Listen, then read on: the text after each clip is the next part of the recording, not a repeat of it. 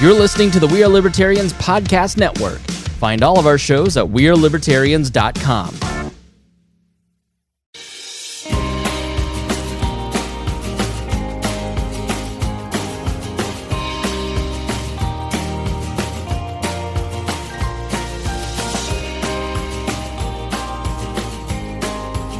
Hey there, everybody. Welcome to Enemy of My Enemy. I am Hodey Johns.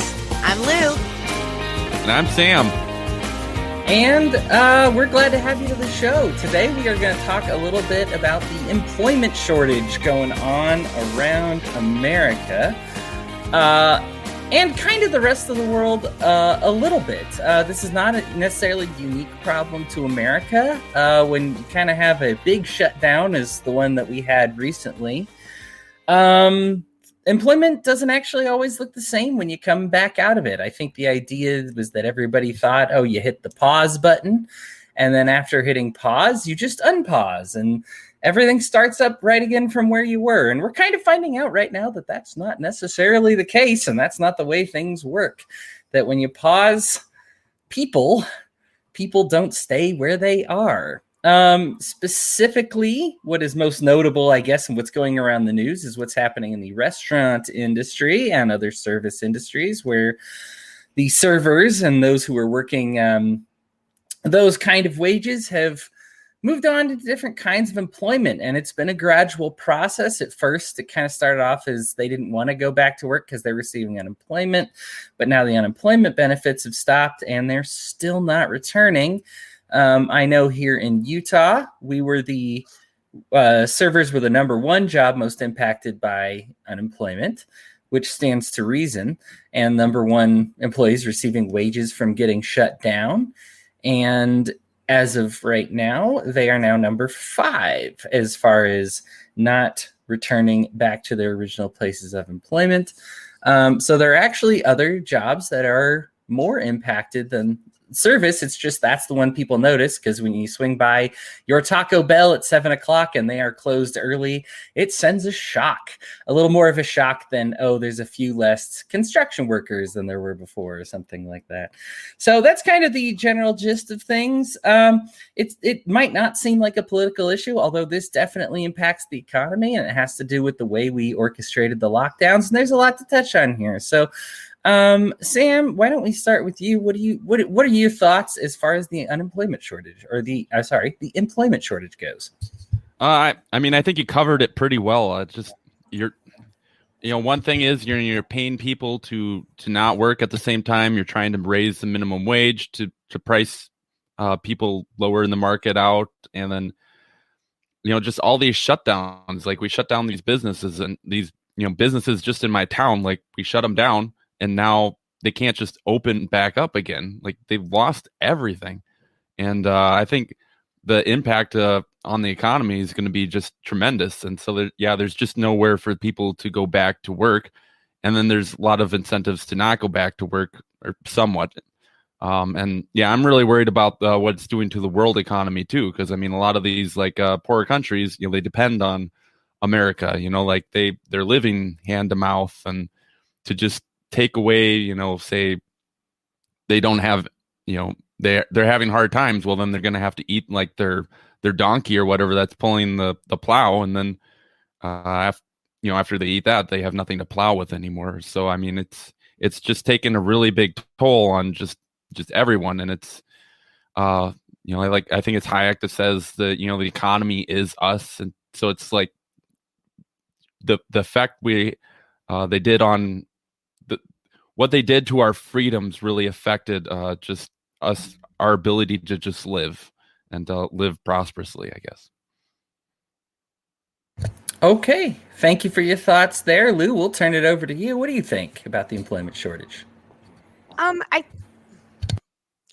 There's definitely a really interesting thing, I think, that's happening. And of course, with the stimulus and unemployment, sure, there is a small amount. I'm sorry, my dogs are going crazy. There is some impact from having that income from unemployment and stimulus and things like that. However, there was a study done fairly recently that came out, and it showed, and I don't have it in front of me to have all of the data, right? The specific numbers. But the number of people who basically said, like, I'm not going back to work or didn't go back to work because of unemployment was negligible. And I think it was like, 1 in 25 or 50 or 1 in 70. Sorry. My husband is like a numbers guru and he's over here like telling me never. So yeah, it's like 1 in 70. So you hear the argument a lot. Oh, nobody wants to go back to work because they're getting unemployment. Well, that's not entirely it. I think the unemployment or the opportunity to take a step back and pivot. And then when things started to reopen, especially what we're seeing around here, jobs that are not getting people applying are Taco Bell, 7-Eleven, all those $7.50, $8 an hour jobs, $9 an hour jobs, $10 an hour jobs. They're not getting the applicants, but the jobs around here that are those that start at 17. And I think people are starting to say, you know what? As hard as this has been on everybody, we have an opportunity now to say, you know what? I'm not going to take this minimum wage job because we all know, and the numbers prove it, minimum wage has not kept up with inflation. And I don't promote, support, condone the idea of a federally mandated minimum wage. I fully support people putting pressure on employers to say, pay us what we're worth, pay us a wage that we can live on. Because I'm not going to come work 40 hours a week for you if I can't pay my rent with it. That's unreasonable. So there's a cultural shift happening, I think, and in unfortunate circumstances. I really, the pandemic and everything being shut down, it's kind of forced our hands a little bit. And now it's time, I think, for those employers to reevaluate. And we're forcing their hands now. The jobs around here that are starting at $17, $18 an hour, they're having no problem hiring people. So, and I know Hodey's mentioned this before, specific to the restaurant industry, particularly wait staff, hostesses, things like that. They're hustlers. They went out and did better for themselves, including me. And I wasn't wait staff. I worked in corporate finance.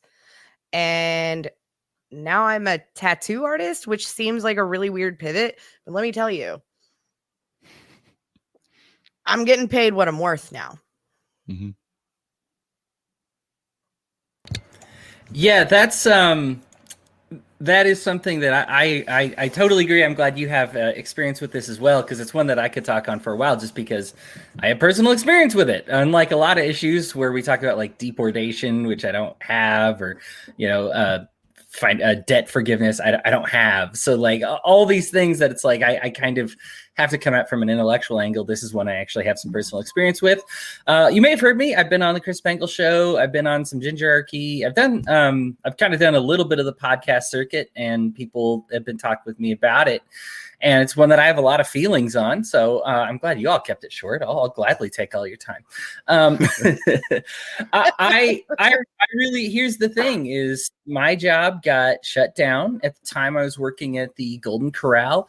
I really do enjoy tipped work. Here's the thing. I think it's funny because a lot of people they're like, oh, why is it servings tipped and nothing else is? I think everything should be tipped. I think if the world were paid by performance, we would have better performance. I think that I just think flat out, I think that's the truth. And yes, there are some people who don't pay you what you're worth, but I found, at least in my personal experience, being nice and smiley. It was far more outnumbered by the people who paid me too much, right? Who paid me way more than what I was worth. And while it's common for a server to be like, oh, that two top didn't leave me anything for their, $12 meal, you'll find that you'll have an 8 top that leaves you like $200, and you're just like, oh my gosh, like I did not do $200 worth of work. Well, what you'll find is that the tipping puts more responsibility on you. So then you're able to make more. And that's like every job. Like my job's now completely commission. So it's like, yeah, I can make a lot more money, but it's, you're taking on that risk that my employer would have normally taken on. So. Yeah, I'm in a similar position. For the first time in my life, am working a job that is pretty standard to be tipped in, and it makes a difference. Yeah, and I'm glad you both agree. So this is something that it's like, who do you want to be your boss? And I think that this is a shift that kind of needs to happen throughout every industry. Is, do I want my boss to be my boss, or do I want the customer to be my boss? Like, do I want my boss to be somebody who works in corporate, who has spent their life, managing accounts, and is suddenly finds themselves with enough money to be on top of a regional chain, who kind of schmooze their way through? I'm not saying all these people are unqualified. Some are incredibly qualified, but ultimately the most important thing as a server is that those who I serve love me a lot, right? That's like my distinct kind of work. It's like a chef saying, like, we want people to enjoy your food the most, and so I'll pay you. I don't want to pay you for your hour. I want to pay you for good food, right? Like I know that this is talked about toppling a lot here, but I preface this whole thing by saying that because I think a lot of the tip workers are kind of the ones not coming back, and I want to specify that this is not really about the tips so much as it is just getting a fair shake and getting what they deserve for the kind of work that it is. Do you think that part of it's just a big shift from sort of the mom and pop, the smaller stuff, to the corporate stuff? I know Walmart's paying really good money these days, and some of these bigger corporations, they're just able to pay more, it seems like. Some are, sure, but I don't mean, know if that's overall or not, but I think a lot of the famous billboards that come up, though, when you see them, because there's all the passive aggressive billboards. I'm glad you brought this up too, because this is something I wanted to bring up, where they're like, people are too lazy to work for us these days. You kind of advertise what kind of employer you are when you do that, and you make other people look at that and they're like, yeah, I know what kind of boss posts that to the public, and I do not want to work for them, right? Like, I know exactly that kind of person. And so when that's posted on a Wendy's or McDonald's or Burger King or something, everybody looks at that sign, they're like, no, there's a reason their employees didn't come back, and my Chipotle down the street, their employees did come back, right? Because these guys are all making the same amount of money, and ultimately that's an environment that people want to be in, and that is not. And so that's something that does need to be talked about, that isn't kind of in this. Is, I don't think it's even as much of a pay issue as it is a cultural issue as well. Yes, a lot of these people are going to talk about making the most money, and Lou's absolutely right when we talk about hustling. Like, hustlers, nobody's a bigger hustler than your server, because they're making less than minimum wage officially. They're making like $2. I hear it's $2.13 an hour, and taxes take all of it, literally 100% of it. You never see it. We get the server checks, and when we give them out, I manage as well. So when we get the server checks, you get them every week, and you hand them out, and half of them are $0.00. And yes, there are some who chose not to withhold, but they're actually going to have to pay that back at the end of the year. So essentially, your servers don't make any money that is not money that you give them, right? Like, so this is something that I need to stress, is like, that's kind of true for most of these places that are struggling, is they experience a money issue as far as the base rate. But that's okay, because that's not what they're in it for. They're in it for, like I said, the customer being their boss. The rest of that is just Uncle Sam money. Now, some of those folks did come back, and then this is where the culture issue comes into play. When you create an environment of constantly rewarding positive energy. One of my biggest pet peeves is these bosses that are like, oh, you want me to thank you for doing your job? Yeah. Yes. I mean, you hand me mashed potatoes and I say thank you. Did I expect you to hand me the mashed potatoes when I asked for them? Yes, I don't expect you to play keep away with them. But creating a positive environment around getting the things that you want and that you asked for, there's nothing wrong with positive reinforcement. In fact, psychologists will constantly tell you that you should reinforce behaviors that you like, even if they're expected, right? Like we expect our dog to sit down when we say sit. We expect loose dogs to shut up when we say shut up. No, I'm kidding. Yeah, my dog is the same way. You can never expect that from them. That's asking way too much from my dogs. You're referring to people as dogs. No. Truly, my right? Animal. Yeah. No, but I wanted to kind of interject here because I totally agree. And I've had those bosses before, right? I'm not going to thank you for doing your job. And I'm kind of like, who freaking raised you? Like, if I didn't say, yes, please, thank you, yes, ma'am, no, sir, I got my butt whooped. Okay, not literally. Like, my parents never hit me. Like, that was it. Like, but like, I got the look, which I swear to God was worse than any spanking I ever got. Oh my gosh. Oh yeah. Even I'm mad or you're in trouble. I'm disappointed. Oh my God. In the soul. Just right? kill me instead. Can you? Oh my God. Yeah. So like, please and thank you are a habit that I have built just the same as hitting my blinker in my car when I'm coming. Like, I don't even think about it. It's muscle memory. Right. But at the same time, like, to be clear, like, I mean it. Like, it's not just the verbal muscle memory of saying it. I've trained myself to be appreciative. Well, okay, my parents trained me to be appreciative, even of things that are expected. Because if I did my chores, they would say thank you. And I'm a big words of affirmation girl, right? So, and talking about culture in a work environment. And I'm so sorry. I totally derailed your conversation, but I wanted to touch on this. This was supposed to be a monologue, guys. No, I'm kidding. Go ahead. I'm sorry.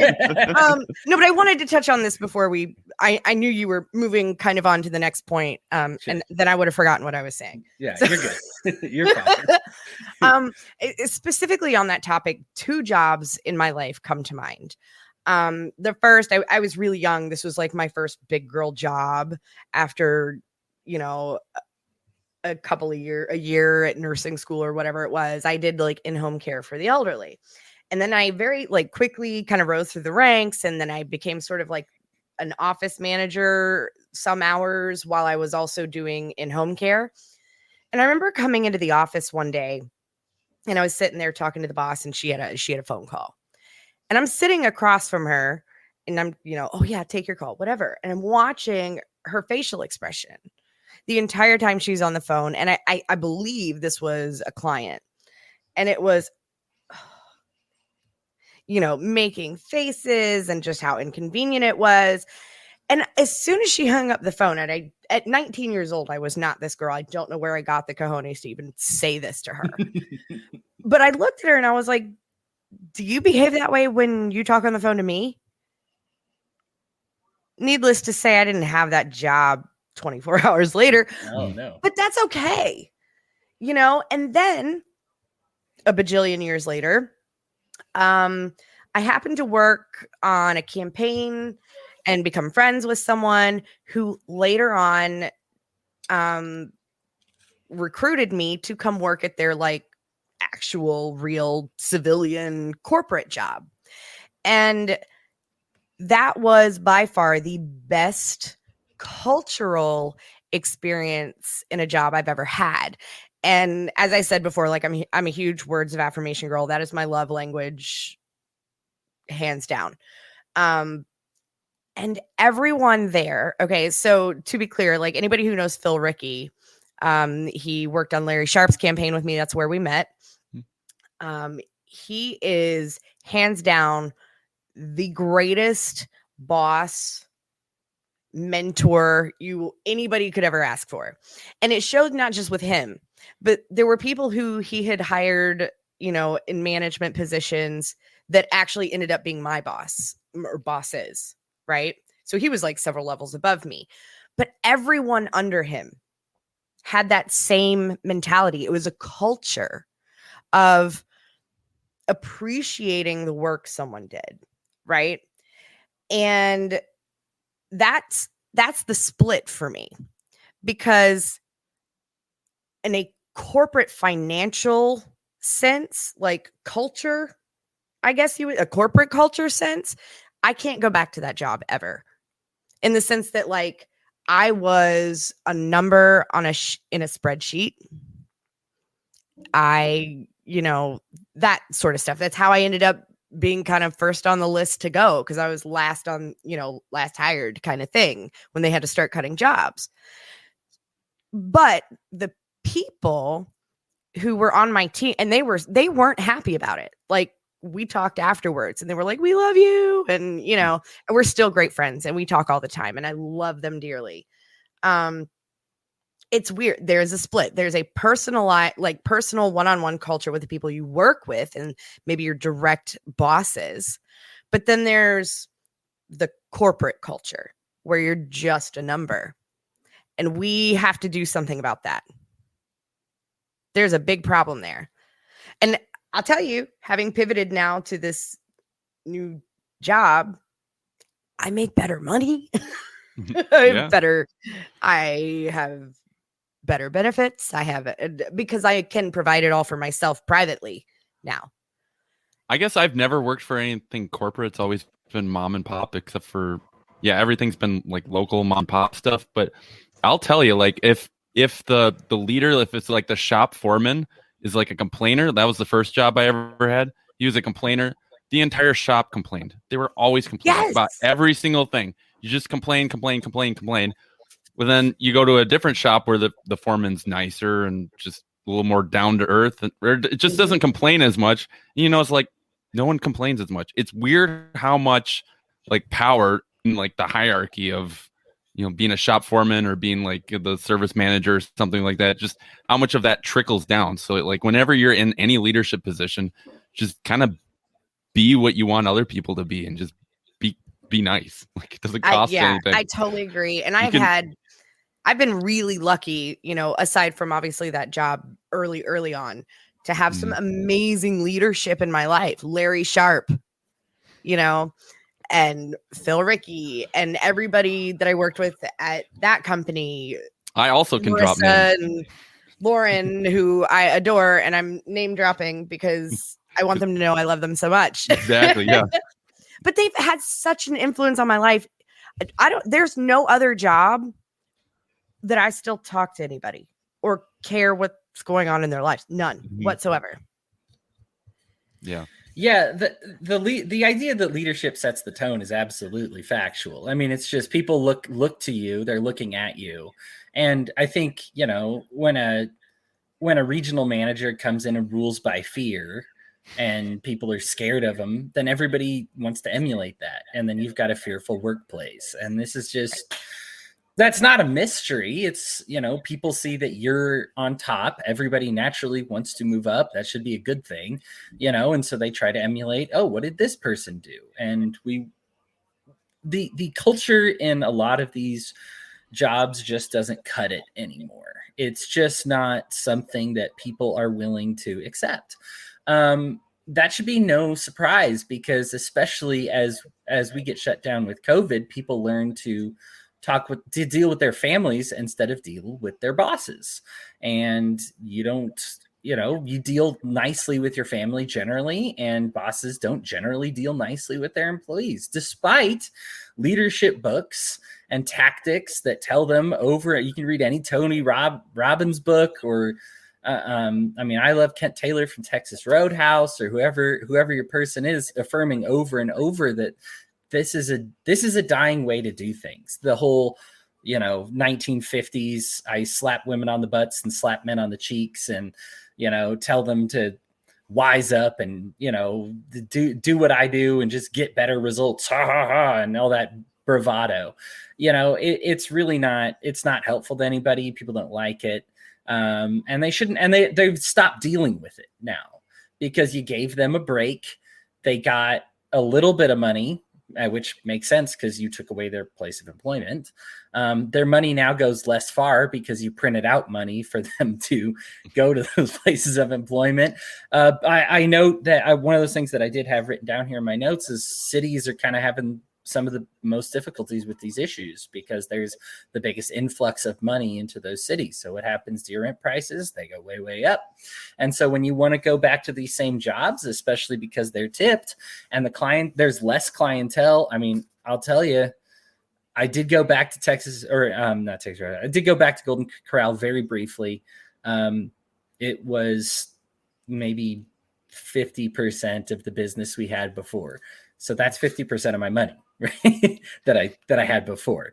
And it was about double the work because we had extra restrictions. We had all these extra things we had to do. Some of them are so over the top. If I even go down that path, I'll never stop. So I won't. But just know I'm actually very curious about this. We had, I'll just give you a basic statistic and tell you it's true because this is something that I looked up. But when restaurants get new regulations, non-tipped workers tipped workers end up getting about 60% of that work. So when there is a new, hey, we got to deal with this, we got to deal with that, generally that seems to be kicked off to the servers. That's something that they say, okay, well, we have to do this with the silverware now. Okay, let's have the servers do it. Okay, we have to do this with the plates now. Okay, let's have the servers do it. And it was just that it was certainly true in Golden Corral, and it was completely out of balance. I do feel for them. I enjoyed my management. Mine wasn't one of the ones that had a toxic work environment, but the restrictions kind of got to me. And to be honest with you, since at that point I already taken a job in my dream job, I write about video games for a living. It's way cool. I really love it. I love writing. I love video games. It's fantastic. I took that break and I assumed, like most servers, was like, okay, well, here's the thing. As soon as you cut these benefits, I'm no longer going to, I guess what, some states continued them. Many states, I believe 24 states have totally discontinued them entirely. Yep. But servers especially, because here's the thing is that federal money where you got like that extra $600, $300, depends on your kids a week, that's gone, right? So like, especially as a server, I was not reporting everything I was making. In fact, I was barely reporting anything I was making. I've talked about on other episodes. I didn't like to log into work and eventually wouldn't because it's just paying Uncle Sam $2.13 an hour. I would much rather be like, hey, employer, how about you keep all of that? Uncle Sam doesn't get any of it. I don't see it anyway. And I'll just take my tipped money and we'll call it a day. Handshake, handshake. I haven't worked for 2 years because of Golden Corral. Officially haven't worked for 2 years anyway because of that kind of deal. And I'm not the only one that's like that. Everybody shorts it. Nobody reports what they fully make because nobody wants to pay more of their tip money towards Uncle Sam, especially when they're taking your whole paycheck to begin with. So Of course we lie about it. It is very obvious that we lie about it. And it's good that we lie about it because Uncle Sam doesn't deserve it. But the thing is the money that you get is based on what you actually report. So when I wasn't working officially and I wasn't making, it's like, oh yeah, I was making, I was making $7 an hour. Sure. Look, tip workers make a lot more than $7 an hour. If you're worth your weight, if you're worth your salt and a tipped in position, you're making a lot of money. Yes, there are servers who don't. And frankly, barring some maybe extreme circumstances, you're probably not good at serving. And that's okay. You don't have to be good at everything.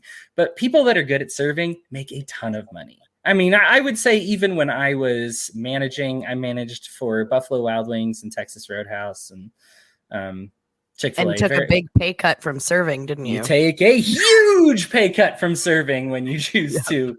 When you choose to manage, you take a big pay cut in order to manage. So most servers make more than their bosses do, than their immediate bosses do.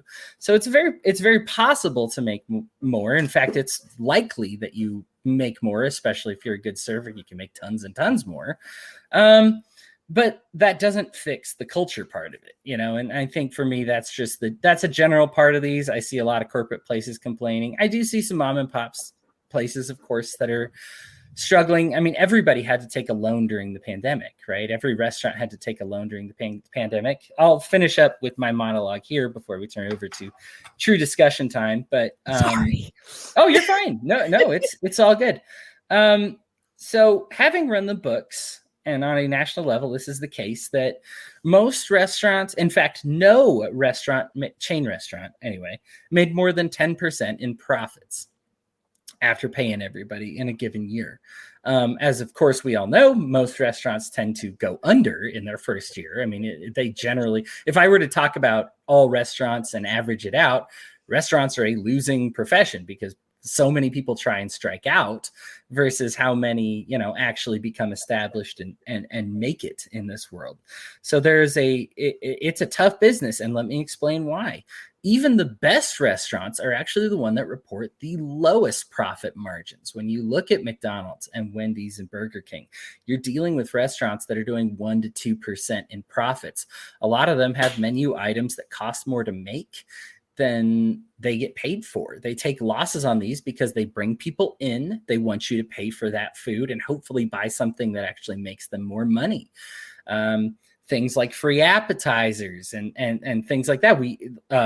We had a steak at Texas Roadhouse. I think it was Wednesdays, Wild West Wednesdays. It was like $8.99 for an 11-ounce steak. We lost money with the 11-ounce steak. We had to hope that you got your potato loaded. We hope that you put mushrooms and onions on your steak. We hope that you got a soda or a beer or a margarita or something like that, because this is something that's a losing proposition. Restaurants that are competitive are very familiar with this because you aren't going to make a profit on all your items. You're actually, most of the hours that you are open, you're not even making a profit. You actually work for those highlight hours. And during the off hours, the reason that you're open, this is true facts, you guys, behind the scenes, little insight on this. A lot of your restaurants that are open 24/7 and a lot of retail places that are open 24/7, like Walmart, don't make a profit for 18 of the 24 hours that they are open. But the issue is that if you shop there at midnight, odds are good that you're going to shop there during their highlight hours. So while it would make the most financial sense, one would think, for them to stay open only during the busy hours, it's essentially just a form of advertising to stay open during those extra hours. And that's true with all the restaurants, and that's true with the retail. And so these places are not making a lot of money. Now, here's the problem. When you give all of those places, when you shut them down and you say, hey, listen, I know your operating costs are this a month. Now, yeah, you didn't have to order food every month, but it still costs, for the property and staying open and your own personal wages and all your employees' wages that you have to pay, and say, hey, it's okay because we'll give you a loan. Well, you have to pay back loans. So all of these places that are still open have a loan for the entire duration in which they were closed down. Now, if you're making a 1%, 2%, 3%, 4% profit, and I mean, that's just if you're average, let's say you're lucky. And even if you make a 10% profit, if you have to pay back a loan, your prices are not going to stay the same. Your hours are not going to stay the same. That tactic I talked about, where people stay open 24 hours just to appeal to a broader audience, you can't do that anymore. People have noticed their Walmarts aren't open 24/7 anymore. Your Taco Bell is closed at 7:00 now because, sorry, after that hour, it doesn't make any sense to be open. Before then, it doesn't make any sense to be open. It only makes sense to be open during these certain hours. We used to do these things because we had that little extra money, that little extra profit. You don't have it anymore, and you're required to pay back a loan. There's no chance that it's going to work. So there's a lot that goes into the employment shortage. I feel like I do understand where a lot of these employers are coming from, but it is an industry that is late to cultural change. I have a lot of stories on that, but I have hogged up so much airtime. Thank you for letting me go on that for a little bit. But I don't know. What do you all think? Cultural stuff, financial stuff. Does everything seem to sync up? Do you have different ideas? I think all that makes pretty good sense. I know when I was a car mechanic, like your oil changes that you get, we don't make any money off of that. We lose money off of that. We literally every time, because they are an advertisement in and of themselves. For real. Do you remember the code? Were you on ADP or Reynolds and Reynolds? What? I was a car mechanic. What was my payroll? You were going to shop? Yeah. I was a car mechanic. So yeah, they literally just make money because they find problems with your car and then they upsell you. They'll be like, hey, you got a loose tie rod. you need a tie rod, and then we'll sell you an alignment, and Oh yeah, might as well it get was some all tires. sales. I know we even sold tires at a discount one time too, just to get more people in and whatnot too. So I mean, there's a lot of industries that they're not. That's why when people say, "Oh, well, I'm worth more and that my employer should pay me more," it's like, well, where's that coming from? Because the margins are so small. I agree that the employees should be able to negotiate and try to get themselves don't work for less than you're worth. You got to work for what you're worth. Know what you're worth, but you can't just walk in and be like, I'm worth this. It's like, well, you might not be, So. Right. No, I that made me laugh because if you guys worked on a computer system in your shop, in most places, if I remember correctly, the code for an oil change was LOF. Right? Oh yeah, lube oil filter. Yeah. So in the computer system, that's what you put in. And what was really funny is you have codes for sales and codes for service. Mm-hmm. But LOF lived in both spaces because it really truly was like the gift card or the advertisement, like the promo. Oil changes are constantly a promo because they're always, $19.99, you free oil changes for life and all this crap. We lose a ton. So if we don't, it is to get you in the door. I'll be honest, you can really go more than 3,000 miles without an oil change. It's okay. We just know that's how often we need you to come in for us to make money. Depends on the vehicle. Some of those Equinoxes and Acadias with the timing chains and everything. Well, yeah, you can't do it with that. But yeah, my car, my in-laws made me a believer in not changing oil just because they literally never change their oil. They just keep it full and they drive their cars for years and years like that. I don't know how they do it, but it is that was always a thing. And so when we put one in the system, if it came up, suddenly our storeroom had people in it. They were screwing off in the break room all day until somebody came in for a friggin' oil change because we weren't selling anything otherwise. Yeah. You just weren't. You can't upsell when someone has a problem. Right? These unexpected breaks are $300. Here's another unexpected problem. But you're here to take care of something because you're on top of your maintenance. Well, if you really want to be extra safe, this is going bad too. We should fix it now. It's a scam. All of it's a scam.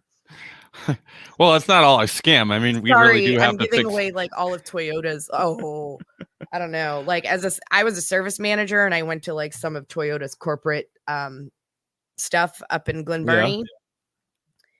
And probably 40% of what goes down in an auto shop, especially big name dealership service departments, it's all a scam. Well, you're definitely paying for a name when you go to a dealership, I guess. But no, I mean I was a mechanic. If your tie rod's loose, you really should fix it because it's going to wear your tires out. Sure. Could break and you could crash and stuff. Yeah. So I mean it's a legitimate thing to do, and I know mechanics sometimes get a bad rap, they're just screwing people over. But it's if we screwed someone over, they go and they tell everyone in town. We get screwed over if we do bad service. So it's half the time they didn't know though, because it was you need. It might be different in a bigger city, or a filter, this and that, and they're oh, thanks, okay, bye. Yeah, well, I mean, that stuff's good. You need an oil filter. You need an air filter. But the one Rain-X, not Rain-X, but the there's some product that you put on cars and RVs that this one shop would do. And it was. I'd love to help you with the name, except I'm just now finding out a tire rod is a piece of a car. I am so in over. I'm so in over my head right now. Literally ties your shit together so it doesn't fall apart. Cool. Yeah, it starts with an X. That's all I know. But we just rub it on, and you could not tell where we put it on and where we didn't put it on. And it's supposed to do magical things prevent dents and scratches and all this stuff. It was a complete scam. So that was one weird thing. That was at a dealership. And then the other weird thing that is the nitrogen in your tires. It's such bullshit. The air is 80% nitrogen. Like if you put nitrogen in the tires, you get it up to 90.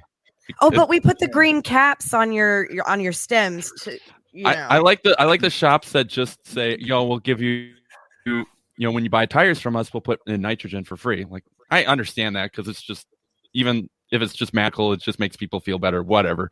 But when you charge people to put special air in their tires, it's like, you are literally charging them for the green caps that we put on the stem so that we let all the other dealerships know, like, hey, these guys are suckers. I swear to God, that's what it is. We knew it. I was topping off the nitrogen in this one RV driver's car, or RV, and he was just like, so the air's 80% nitrogen. I'm like, yep.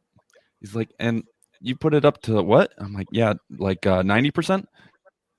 He's like, does that really do anything? I was like, they use it in NASCAR, I guess. Yeah.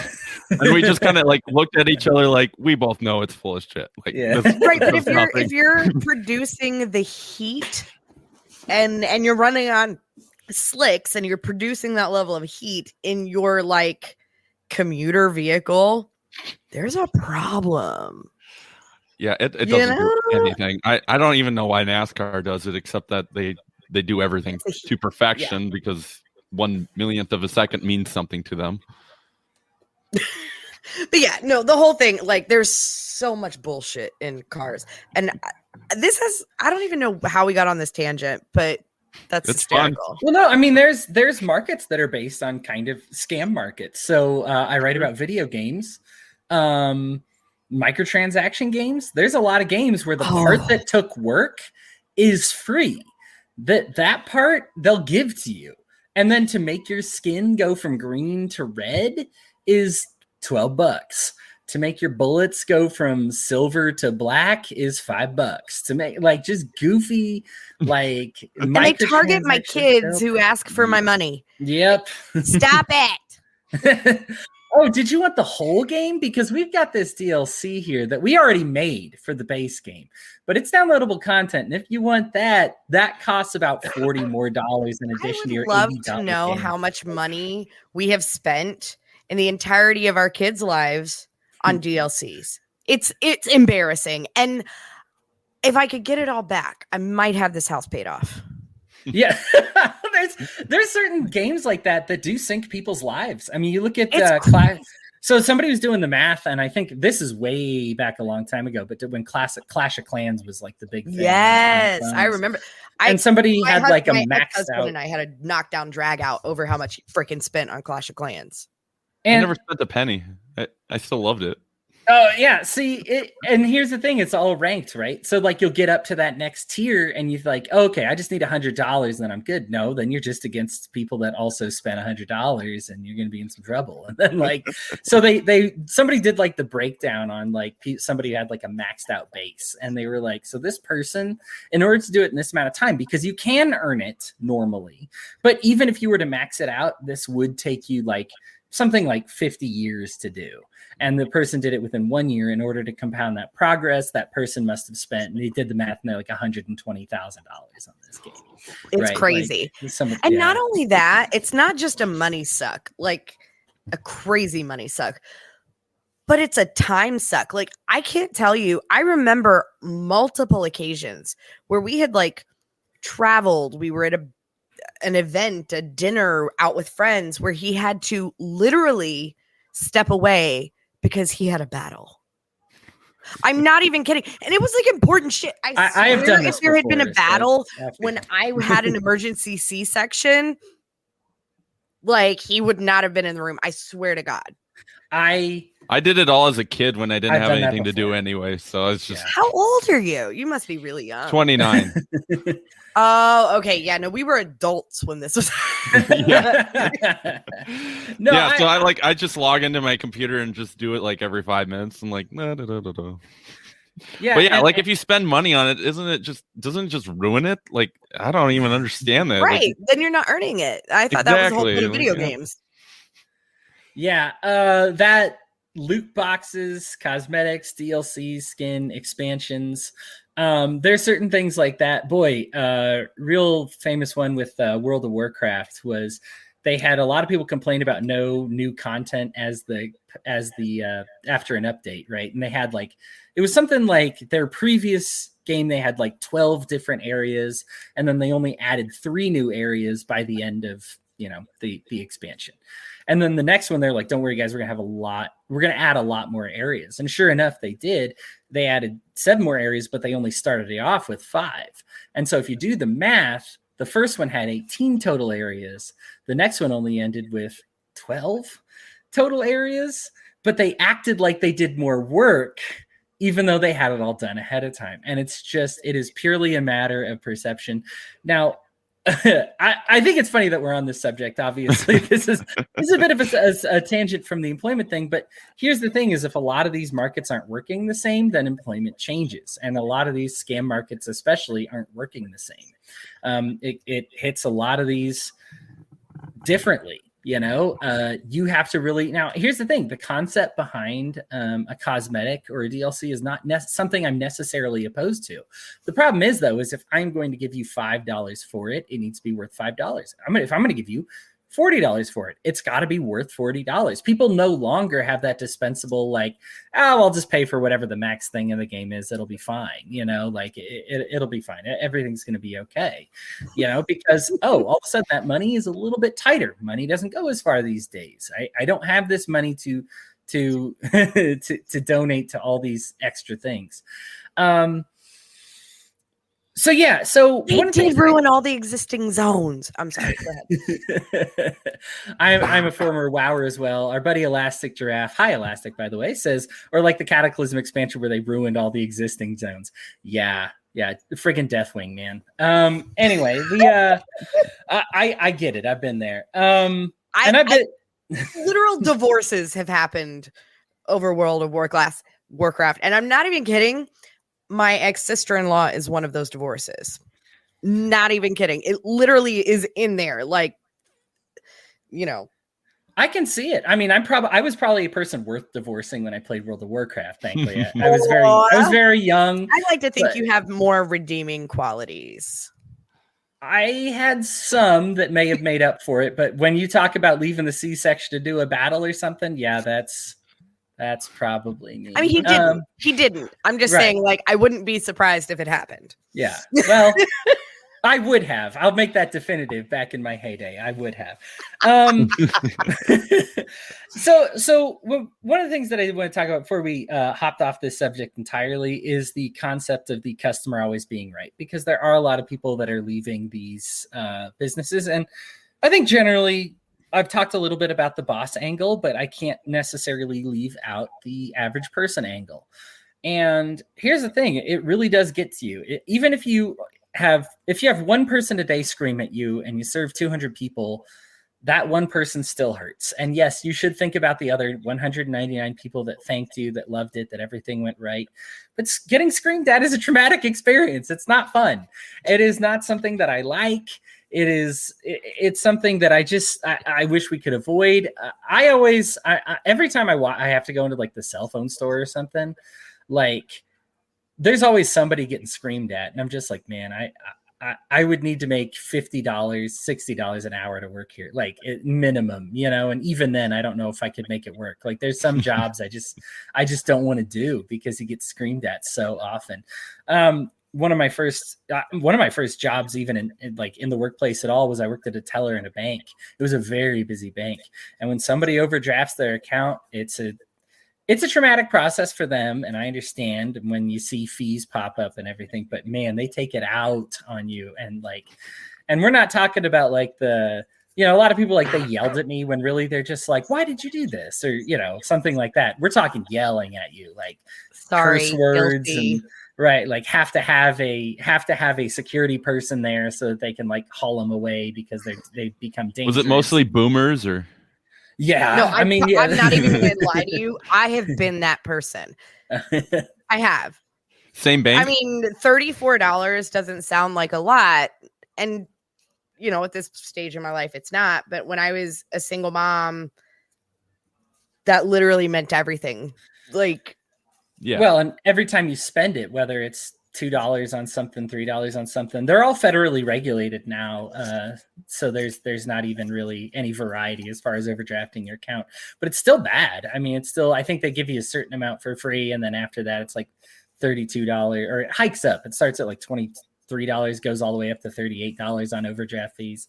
Anyway, it's like disgusting. These are very traumatic experiences, and nobody likes getting yelled at, especially your teller whose fault it is not.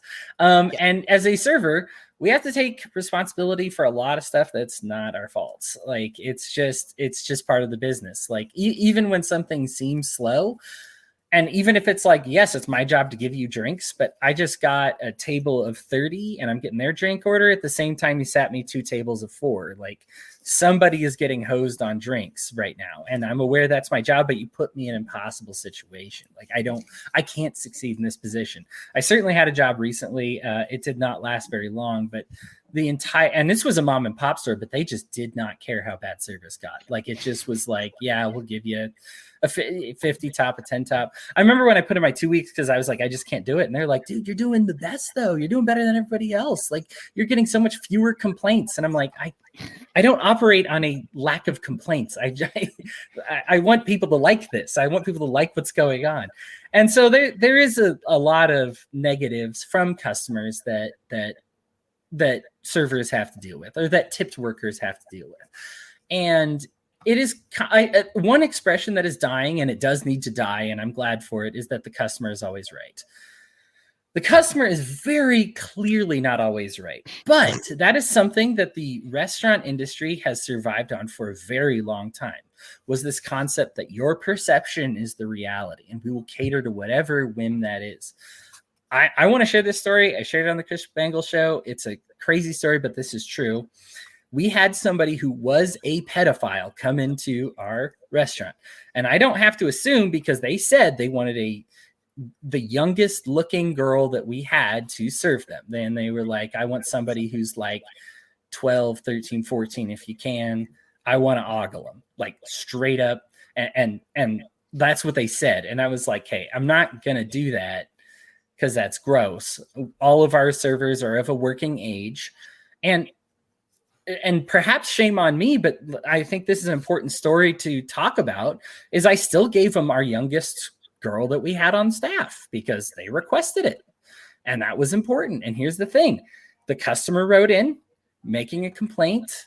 All these complaints went to our regional manager. They said, and then they gave me this girl who looked like she's 21 when I clearly requested a girl that was 12, because that's the kind of girl that I'm into. And so now I'm going to this other restaurant down the street because they have girls that are like 12 and 13 and 14 that are way hotter than your girls. Okay. I got in trouble for not making this customer happy by my regional manager. And not like trouble, like suspended or anything, but regional manager came in, was like, hey, what happened? Usually you're good at making people happy. Did you even try to offer this person a gift card to come back next time? Did you even offer to say, hey, here's when our youngest girls are on staff? Oh like God. You didn't do any of this stuff, right? And that's kind of the norm. And I know that sounds crazy, and people are like, no way is it not that common. I guarantee you any restaurant that has any busyness at all has somebody who comes in and asks for a female server every time, every day. Has somebody that comes in and says, I don't want a male. I want a female. I want to ogle some girl. I will not be served. Here's probably the most common one. I will not be served by a Mexican or a black person. So if your restaurant has more than 500 customers a day, I guarantee you have somebody who says this. Like, it's not really common, but it's common enough. And I'm telling you, I have opened restaurants in Dallas and Colorado, and I've opened some in Seattle. I've opened 2 in Seattle, and I've been around. And I'm telling you that all of these places have that customer who comes in and says, I don't want a Mexican. I don't want a man. I want somebody, usually the pedophile example was extreme, but I bring it up to talk about how far people will go to the customer is right. Like, that truism for them needs to be their reality. Like for my regional manager, that was his reality, was you make this person happy no matter what. And it's something that is just now kind of changing. And so the service industry is way behind on it because we're used to the customer always being right. And just now these places are coming in. And I think it's a great thing. This is a fantastic thing, by the way, because what'll happen is we'll get caught on camera appeasing one of these like racists or sexists or something like that. And then we'll get in trouble by the public versus the regional manager, who we used to worry more about the regional manager, right? Or whoever is in charge. We'd be like, I don't want the customer to be unhappy. And that'll stem down. Nobody has to say it. Nobody has to say appease the racists. All they need to do is say, do your best to make every guest happy. Any complaints they have is your fault. And you will do anything for a pedophile. You do anything for a racist. You'll do anything for all of these people because your job is to make the complaints go away. You want everybody to have a sunshiny, happy experience. And I am so glad that this is finally kind of getting into it, but it's still not far enough. Which is why I think a lot of people aren't coming back, because you don't want to deal with a racist customer ever. You don't want to deal with a sexist customer ever. You don't want to deal with a pedophile ever. You want to be able to be like, oh, you want to ogle a girl? How about instead of food, you go F yourself in the parking lot and drive your car out of here because you're taking up space from a customer who I actually want to be at my restaurant. Like that is what people want to see. Like this is what every other customer wants to see. This is just kind of that dark underbelly.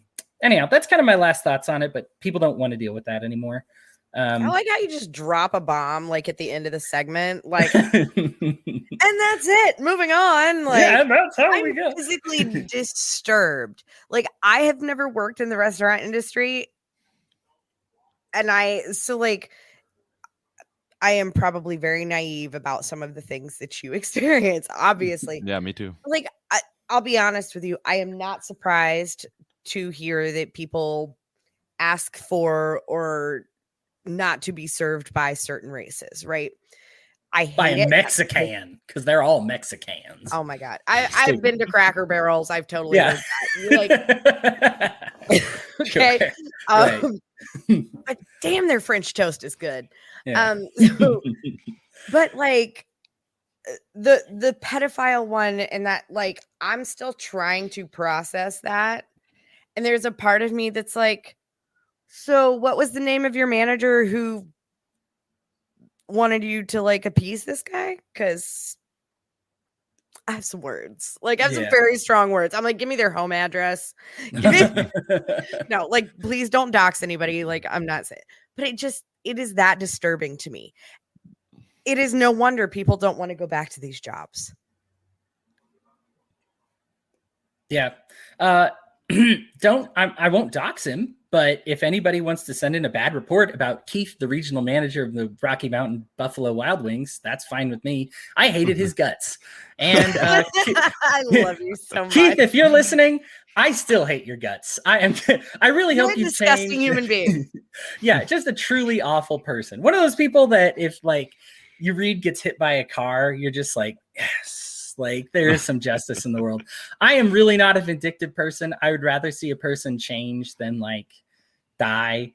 But he was a huge part of the problem. Now, I grant in the situation, there was other problems with Keith, but the situation that I used is I am sure that he also had a boss that saw nothing but good comment, bad comment. And so his job was to make bad comments go away. Without really, like, he glanced over it, obviously, because he read that the person was a pedophile and was like, how do we appease a pedophile? Like, that is the only thing going on in his head is how to make these go away. He was very robotic. I mean, a lot of these people, and I guess this is another subject. I guess that we don't need to get in a different can of worms at the end of the segment, but, like, he is a lot of restaurant upper management. So management gets bad. I mean, I showed time cards where I was sitting at. I've showed a time card online where I worked 100 hours in a week before, but I mean, this is something where like, and B-dubs, I regularly was looking at about 60 to 70 hours a week. And it's just not a situation where you're doing anything healthy for yourself. So you kind of don't make healthy decisions. So in part of me, and it gets worse as you move up the chain. I love Kent Taylor, Texas Roadhouse. He had no life other than Texas Roadhouse. That was everything. And if you were a CEO for the company, it was an expectation. And it wasn't one of those like they don't really discriminate if you don't, but it's just not the lifestyle you live. Like, it's not a life for people that have families. Like, it was kind of like one of those that's like straight up, like, if you attempt to, like, you will not have a hobby. This is your hobby and your job, and you sleep at your desk, and that's just kind of what you do. We actually had like a lawsuit because like 3 people in a single year like fell asleep in the wheel and like died on the way home or something, like some goofball like Terrible. stuff with management just because they were expected to work so many hours. But it was like it's just, and it gets worse as you go up the chain. So there are things like that where I'm sure like Keith was terrible. I don't know what was going on with his brain, but like I'm sure there was something above that was driving him insane, that was just saying. And I think that this is kind of, hey, we are a libertarian podcast after all, so let's talk about libertarianism. Like, this is kind of the problem with being a politician. It does take a lot of work. I've worked on a campaign before. I've worked in a mainstream campaign because I used to not be cool and I was not a libertarian. Now I am cool. But I worked on a real, like, I know what a politician who is actually like elected, like a Republican office, I know what they do. It is a lot of work. You wouldn't do it unless you were a psychopath. And that's kind of the problem. It's you elect psychopaths that are like, okay, like, I've completely lost touch with reality, with family. I'm not grounded anymore. Like, I think both back to culture. Right. Like, I can hear both of you in your voice. You hear the pedophile story and you are rightfully horrified. But I guarantee people who work in upper management jobs are like, I know what he's going through. Like, even if they would behave differently, they understand. A common sense person doesn't understand that. Right. Like, so there's something that's been lost, I think, when you have that. So anyhow, that's a long way of saying employment practices need to change. I'm super stoked that it seems like we really kind of rabbit trailed tonight, but I do feel like on a political level, we were talking about employment, but culturally, like, there's a lot there. Like, there's a lot to unpack. And I know we really went off, but I'm glad we did. And I think all of that, you know, to kind of tie it up neatly in a little bow, is that there is, and it, I think, is becoming way more obvious, a split in the culture of the bigwig corporate office where we're all just numbers on a page versus a culture of leadership that we're trying to establish, right? Or really make acceptable and sort of the new norm. But the problem is those two are not communicating. And so what ends up happening is those in leadership are the ones now who are like trying to smooth it over between, you know, ivory tower corporate and the gophers. I think another thing that's happening too, and it's kind of a good thing about the internet, is that people can go online and complain like about their jobs, and their people are a lot more they're a lot more likely to communicate their emotions. Whereas like the boomer generation is like, you have emotions, keep that shit down inside, you know. But like now it's like, just dropped my phone. But now it's like you're just like bursting all over the internet with all your feelings and all that stuff, and then there's a lot of negative about that. But the great thing is, it's like people are getting help now, and you know, cultures with work, I mean, it's changing because of the internet. Like, you can't just be a dick to your employees anymore and expect them to not go on the internet and be like, okay, well, this person, you know, loves their job and is passionate about it. They got like a great coach and great team, and you know, why can't we be more like those people and stuff like that? So it's changing everyone's perspective. The other thing I wanted to bring up real quick is, did you guys see Hotep Jesus when he got his free coffee? Anyone see that video? Oh, it's super funny. He's just like, hey, watch this. Avoid Hotep Jesus. I don't watch a lot of them, but anyway, he's just like, he just walks into his Starbucks and he's like, hey, I heard you all were racist. I'm here for my reparations. You're supposed to give me a free coffee. And so they like just like fall over themselves to give him a free coffee. Okay, so, that's funny. It's pretty funny. And then he was like on the news and stuff, and he's like, yeah, I told everyone, like, as soon as they pretend to be a white liberal, like they'd have me on the news and stuff. So I mean, it was pretty funny, the whole thing. But wow. I mean, I think that says a lot culturally. But But Yikes. now I'm realizing it's less to do with like, woke culture, and maybe it's just the restaurant industry listening to Hodey. I think a lot of woke culture probably came out of the restaurant industry. Yeah, I mean, and it depends what we mean by woke culture. I mean, unfortunately, I think people are like woke awesome, woke terrible, and there's kind of this nuanced ground between like woke equals I will do anything for any person of a minority status, or something goofy like that, versus, hey, you don't like your job? That matters to me. Tell me why you don't like your job. Like, yeah, Right. exactly. Go fight for something better. Yeah, you're still working that job and you don't like it. So what kind of service will I get from you who don't like your job, who is working that job? I want a world where everybody is working at a job they like. I mean, it's just anyway. Yeah, I'm really glad we went off on that tangent. We may have to shorten things up for the Piece of My Mind segment, but you know what? That's okay. Mine's not going to be too long anyway.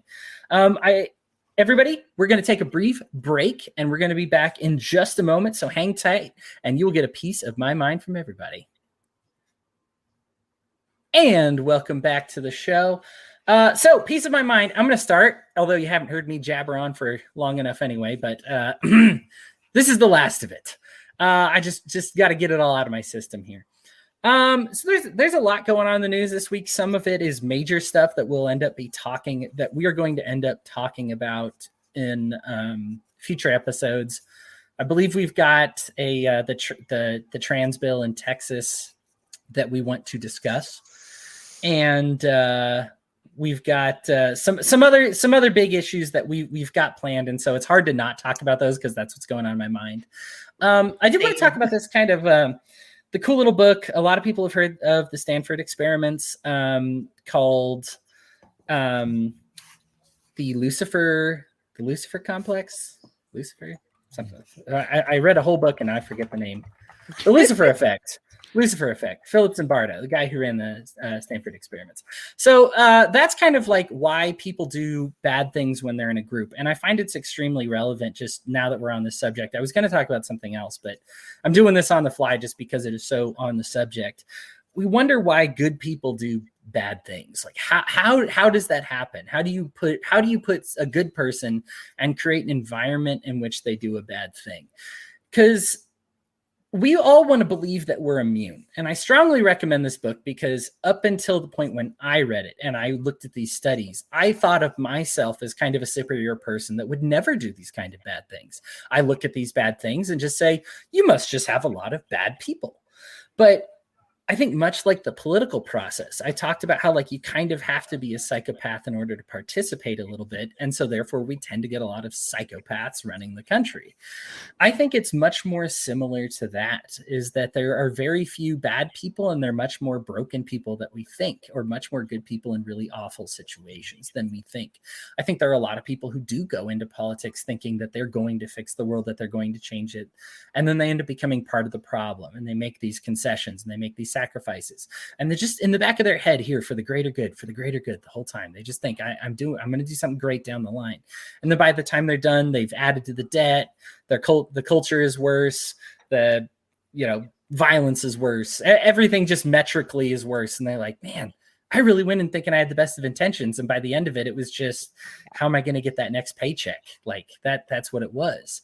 And the ends don't really. The means always justify the end don't justify the means. It's something we want to believe. We want to say, yeah, we have to crack a few eggs to make an omelet, but that's okay. Like, it's worth it if we crack those eggs and make the omelet. The problem is when you make the entire culture about the egg cracking and not about the omelet making, you get people interested in cracking things that don't need to be cracked. This is something, so he studied Gitmo and Guantanamo Bay, and some of the things they've done. A lot of this was revealed by the Chelsea Manning leak, the WikiLeaks stuff. Really disturbing stuff. And we just kind of say, like, what happened? And he actually, Philip Zimbardo, the guy who wrote this book, and you don't necessarily need to read the book to understand what I'm saying, but that what he did is he met with these people who just said, what is your background? There's just no similarities with anybody who perpetuated this system of just immense evil. I mean, we're talking forcing guys to masturbate because it's against their faith and breaking their legs if they don't. Like, whack, like one of those things that you just hear and you're just like, that sounds like the most psychotic, monstrous, like I can't even imagine like a movie like on it because it wouldn't be allowed in theaters. And yet you're telling me my neighbor's son, who was a good kid, who went on his paper routes, who I've let raise my kids before, was part of the problem? Like, how did this happen? And there's this, it's not just a transformation, it's getting into these systems. And the reason I wanted to bring this up while we talked about this, because my regional manager's job was no complaints, serve everybody. Serve racists, serve pedophiles, make sure everybody's happy, make sure no complaints happen. That's the most important thing. And they don't get caught. And it's until they get caught, it's until that camera's there when they actually show us serving a racist and it goes viral that they're like, oh, maybe serving racists isn't so bad, or like is really bad. Maybe this is something that we need to not do. So here's the thing with the Lucifer effect is you get this environment and it's all about authority, that somebody else looks official. So one of these experiments that they did was this, you pressed a button and somebody else pretended to be electrocuted in a different room. And they just asked people on the street and they're like, hey, will you press this button? We're going to ask them these questions. If they get it wrong, I want you to press it and it'll administer a shock. And I think they got something like 90% of the participants to do it until the person pretended to die and then continued to press the button to kill the person, because a scientist was over their shoulder saying, please press the button, please do it now. And they did express like, oh, it sounds like he's hurt. And he's like, listen, I'm a scientist. You sign this piece of paper saying you participate, you press the button. And I'm just a cog in the machine. I'm not responsible for what I'm doing right now. And this is 90% of the participants. It's an overwhelming amount of people who didn't believe themselves capable of doing something monstrous, but they get this authority. They get this system. They signed a paper that says that somebody else is responsible. So I'm not responsible for my own actions anymore. A lot of these folks in Gitmo and Guantanamo Bay, they just said, my job was to break people in and make sure that they would be willing to talk to whoever interrogated them. So my job, and I was not given restrictions. My job was, I only knew trouble if they did not speak. What worked to make them speak? Humiliating them, injuring them. These things all worked. And so so this created a culture. They weren't ever ordered to break any legs. They didn't order the men to masturbate. Like it's just something that simply ended up happening because this was the culture that was created, and everybody wants to think they're above it. But it's really until we address that problem where to say like, listen, your goal is no longer just to soften people up. Your goal is making sure these people don't come to harm. Look no further than police in this country. Is your goal to stop people from speeding, or is your goal to stop rapes from happening? Is your goal to stop an actual crime from happening, or is your goal to raise money? Well, what does the culture of the police department tell you? What happens if you don't give out any tickets for speeding while you're employed? You will no longer be employed for a very long time. So these are just the kind of things that end up developing. Authority is a myth. You never are able to give your authority to someone else. You might say that you did, but ultimately the conclusion of these studies was the only people that like slim 1 to 10%. Vietnam is another good example. Like the people that actually there was like 4,000 soldiers that like raided a city and like killed women and children, and there was only like 2 soldiers who ended up reporting it. What did those 2 soldiers actually have in common? I think they had like a helicopter and they tried to stop the whole thing. It was a big story. I don't remember the names and I'm botching the whole story entirely, but it's a great story. Again, the Lucifer effect, for those who are interested, gives you names and everything. But what do those people have in common? It's that they always recognized that they themselves were in control of their own actions. They weren't. Yes, you may be responding to a commander. Yes, you may recognize that there's a boss, but you are never, ever, ever able to mitigate your morality to somebody else. You always are in control of your own morality. And that's an important lesson, I think, to learn, so that when somebody, whether it's a restaurant job and somebody asks you to do a racist thing, or you're at a auto shop and somebody asks you to buy something that, or asks about something that you know is a superfluous, tack on, ticky tacky charge, it is your job to say, hey, listen, I wouldn't do it. Like, if it were me, I wouldn't do it. But yeah, that's kind of, that's all I got to say on that subject. I'm so bothered. I'm sorry. Get mad. I'm physically disturbed at how easy that is. Like, it makes me cringy, like physically uncomfortable, I guess. And I don't know if it's because of what I do as a job. Like, I'm put in a position to be able to say, I'm not going to do that. I will not tattoo a racist thing on you. I will not, like, I don't care if to you the Confederate flag means something fine and your money is not that important to me. Like, I'm bothered. I'm so bothered. And maybe it's because of the position I'm in. Like, I have a hard time comprehending. Not going, whoa, guys, like, this isn't cool. Like, maybe we should regroup, right?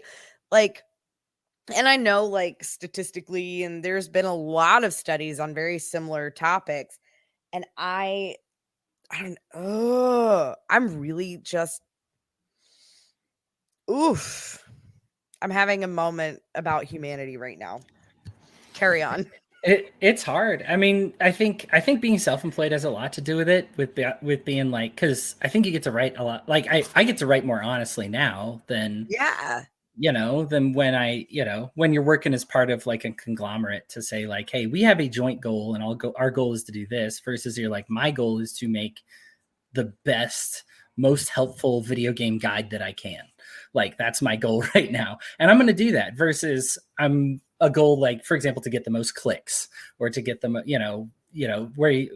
I mean, we're all familiar with the misleading headlines, right? The headline that says something, then you click on the article and you're like, oh, so that study didn't actually say what your headline said. You just wanted to click. Oh, okay. Right.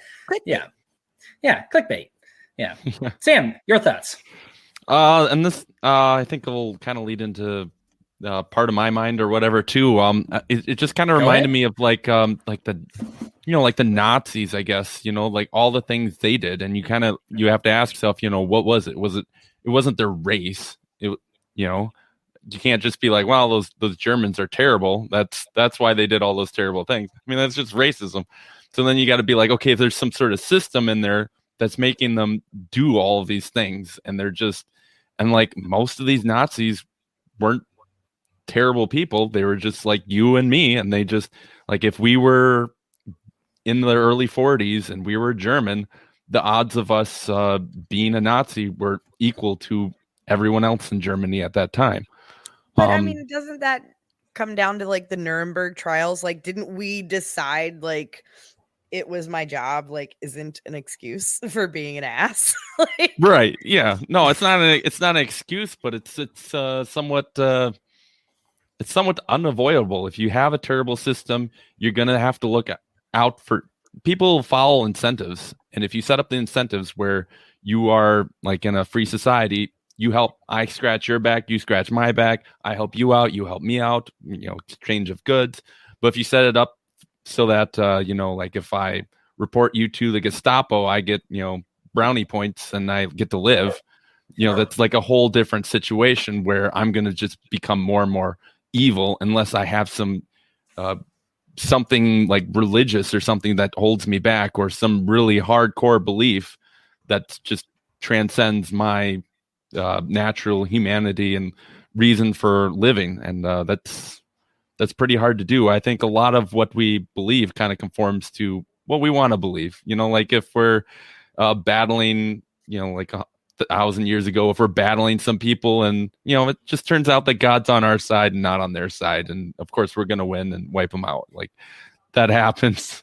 So I think that's kind of the thing. And then I was going to sort of transition into like Palestine and what's going on in there with like Israel and all of that. And it's kind of like I said, it wasn't the race, it was the system, and we're seeing kind of a new terrible system in Israel with what's going on with them, and sort of what's going on with the Palestinians, and how they're just basically imprisoning them in like the Gaza Strip and oppressing them, kicking them out of their homes, and all this stuff. And it's just sad. And it's like, you can't be like, well, they're Jews, they can't do anything wrong.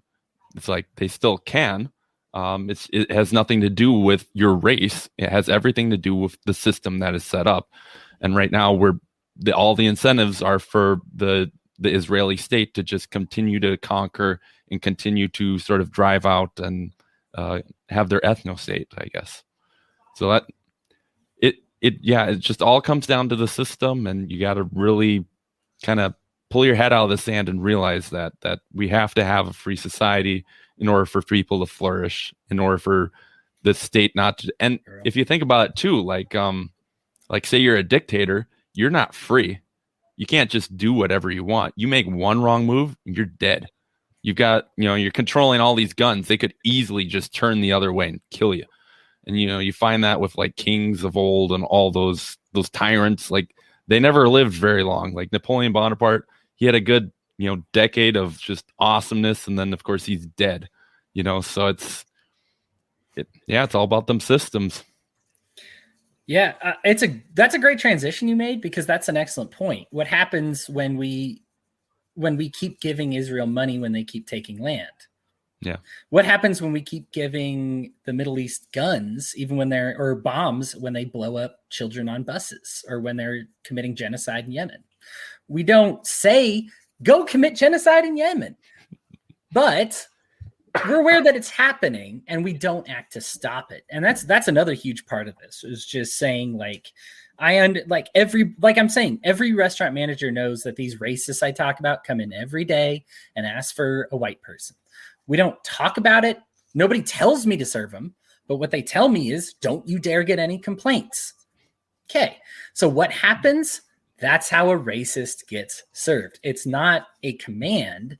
It's more just what's going to happen when you're not focused on that. So like when when you don't focus on saying, hey, listen, I really need you to stop starving people to death in Yemen and stopping them from trading and like killing them.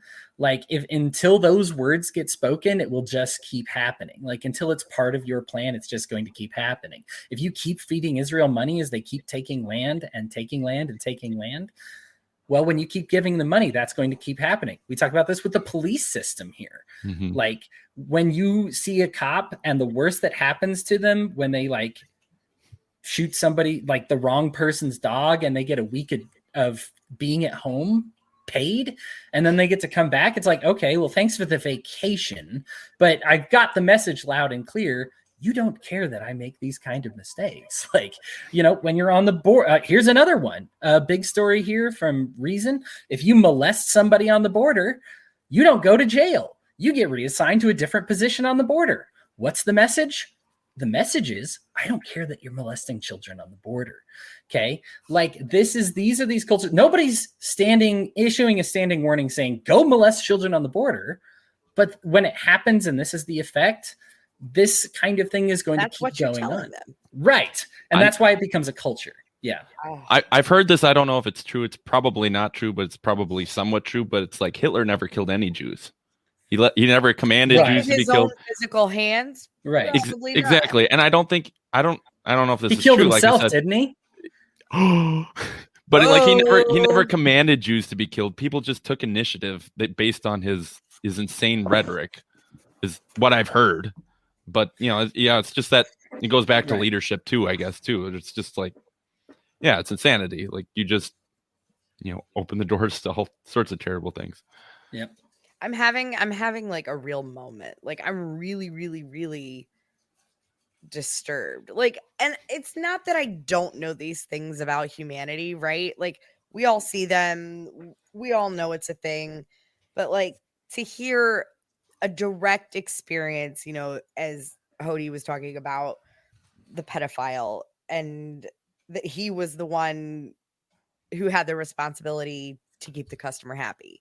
To, like from that to Hitler, like he never said the words kill the Jews, or maybe he did. I don't know. Like, but that was never like the headline, right? As a quote.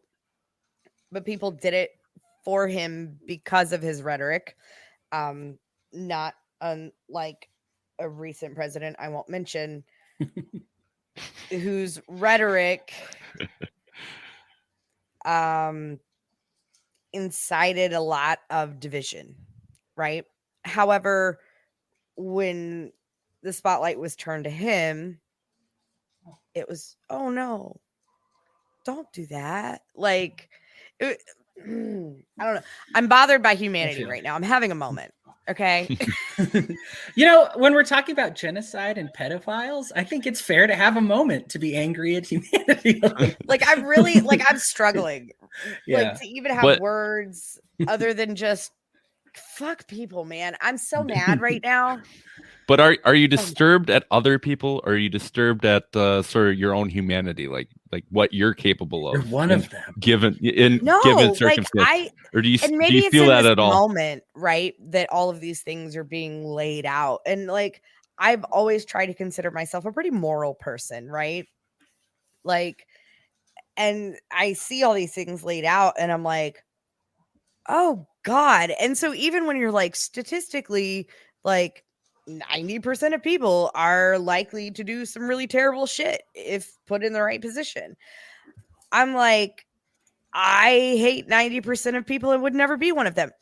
Do I really know? Like, is there a Saw scene type situation where it's like, hey, do this horrible thing to someone or we're going to rip your head apart in two because of this cage? Like, well, have you ever compromised on your morals because you were incentivized to? Like, can you think of a situation where it's like you screwed someone over because it benefited you and, maybe they would never know about it or something like that? What's that show called? Outside of context in which it was like, I was really young and stupid, and it was like the popular kids, like where ultimately it's kind of like it's terrible and awful, and people were very hurt. But by comparison, like I wasn't a guy herding Jews onto a train, Right, but you see how it's No, I don't. I do not. I cannot make that jump from being a total bitch to a girl in a locker room because the popular girls were kind of egging it on to that. I cannot make that jump. Yeah. Like, I definitely have a point where I'm going to turn around, look at someone and be like, yo, fuck off. Like, I'm sorry. I normally don't get this vulgar, but I'm bothered. I am fucking bothered. It should bother you. Now, here's the thing. I understand where you come from, Lou, and what Sam is trying to get you to say. I think one of the problems is while I do have left, right, and center libertarians represented on this channel, and that's the whole point of this. Mm-hmm. They are all libertarians. Right. And that right off the bat is going to mean we stopped being like libertarians put principles way above winning. Way above winning. And so like this is something that all three of us probably don't relate to our common man on. Because I think that's why we're libertarians. I totally agree. I'm sorry. I don't mean to interrupt. No, it's all good. You're just reinforcing the point. But like 90% of people are willing to say, listen, Trump, maybe you don't like him. Maybe you love him. Biden, maybe you don't like him. Maybe you love him. But I am going to go with this because I'd rather be on a team that wins, that gets some of my stuff maybe done, or that acts cool on Twitter, or that acts in this certain way that like maybe I kind of like. I'm willing to sacrifice almost all of my principles because honestly, even Republicans and Democrats have like no principles in common with Biden or Trump. I'm just flat out honest. But they're willing to make that sacrifice because they say, listen, it's worth it. I think a lot of them go back to like the founding of the country. Was it okay to keep a bunch of people enslaved in order to still have a country? Like, is that okay to sacrifice somebody else's freedom for your success or for a collective success? If it seems like it's for the greater good, we wouldn't have America without it. These kinds of arguments. But I think it is hard because we all as libertarians have all kind of jumped off of that train. That train's set for us. We're not sacrificing anybody's liberty. Like we're not okay with it. We won't sign any documents that do it. We might play the pragmatic card from time to time, but we're certainly not going to be okay with slavery under any condition. Most of us hate racism under any condition. I mean, there's no point where we just say like, it's not going to make sense for people like us. And that is, I guess, a limitation to the show that I have is I bring libertarians on. So we're not going to have that view of, we're not going to have somebody. Like so I have a physically ill reaction to some of these behaviors that I could not imagine a process in which someone could possibly manipulate me from point A to point B. Well, you're talking like from birth too, I suppose. But I see what your point is. We're all three of us are pretty much rebels in the fact that like we took like the moral stance, we took like the principled stance, and we just like, I don't have a whole bunch of libertarian friends that persuaded me to be a libertarian. Like I just researched it and decided, no, I'm not going to compromise on anything. I'm not going to. I was raised a libertarian. Nice. But I mean, even man, lucky. Without the label, but yes, 100%. I was a Republican scumbag. I like rep the war and stuff. Yeah. Anyhow, continue, Sam. But I mean, even like talking bad about Israel or something like that, like there's something deep inside me that's like, no, don't do that. Don't do that. But it's like, no, I can't. There's this bigger voice where it's like, I just got to do sort of what is right and what it, be a libertarian. So I understand that in that sense that like, weirdly enough, we've already actually dictates that more than my politics. Right. Honestly. Yeah, well, sometimes you like need like sort of a higher power in order to transcend just doing exactly what you want for whatever profit and all of that. But what I'm saying is we're all rebels already, so you could make the argument that in any circumstances, like we would come back to the same perspective. And like in Nazi Germany, there were people. There's that famous picture of the one guy not doing the Heil Hitler. Mm-hmm. Like we could have been those people. We certainly are bold enough as we are currently. So right, because we're all outcasts and we're very outspoken about. So it's not all. And like my best friend in the entire world is a Democrat. Oh, she's very lefty. We actually agree on a lot of stuff, right? But she still is like, well, I'm gonna vote blue because left, Democrat, liberal, like. But we do agree on almost everything. And I've literally seen and heard seen conversations rather between her or comments from people who are, more in line with her that label libertarians as this, that, and the other, or have these, opinions about, oh, they're crazy, weird, blah, blah, blah, blah, blah. And I'm like, you say that, but half of the accusations you make about libertarians are not like, if you have an opinion about a libertarian, like, why don't you ask me? Because I am one.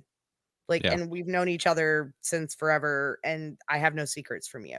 You know me, you know my character, and my political beliefs, my faith, and like all those things. And I've said this before, there's nothing political about my political beliefs. It's all grounded in my values that I was raised with and my morality and things like that.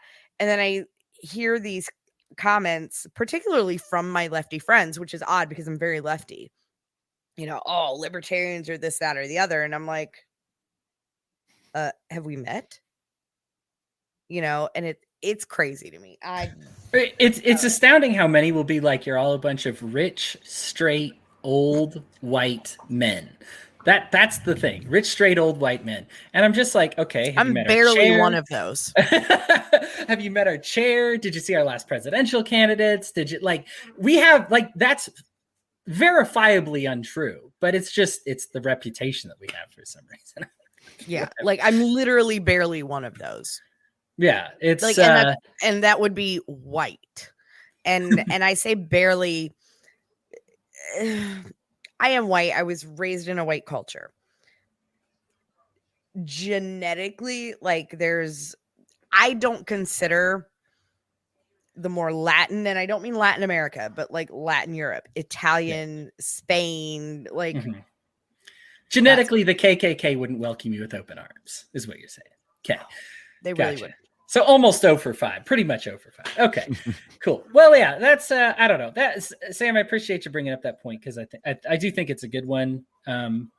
Lou, I know you're big on talking about culture as well. I just think it's hard because we only represent a certain percent, and I think libertarian culture is so huge, where it's like you've got to get people into these libertarian circles to kind of slowly, gradually understand what it's all about. You know, similar to how people are slowly and gradually molded into a bad culture. It's similar to being part of a good culture, you know, it's being part of a positive culture. Yes, we all have resistances when we first, everybody has like a, what was your last position to fall? Like when you're a libertarian, right? Like what was their last status position to fall? Everybody can think of usually what that last couple of positions was, but it didn't happen on day one of you becoming a libertarian. It happens like 2 or 3 years, 5 years, 6 years, 10 years after becoming a libertarian and having the same conversations over and over again. So you finally say, I get it now. Now I understand.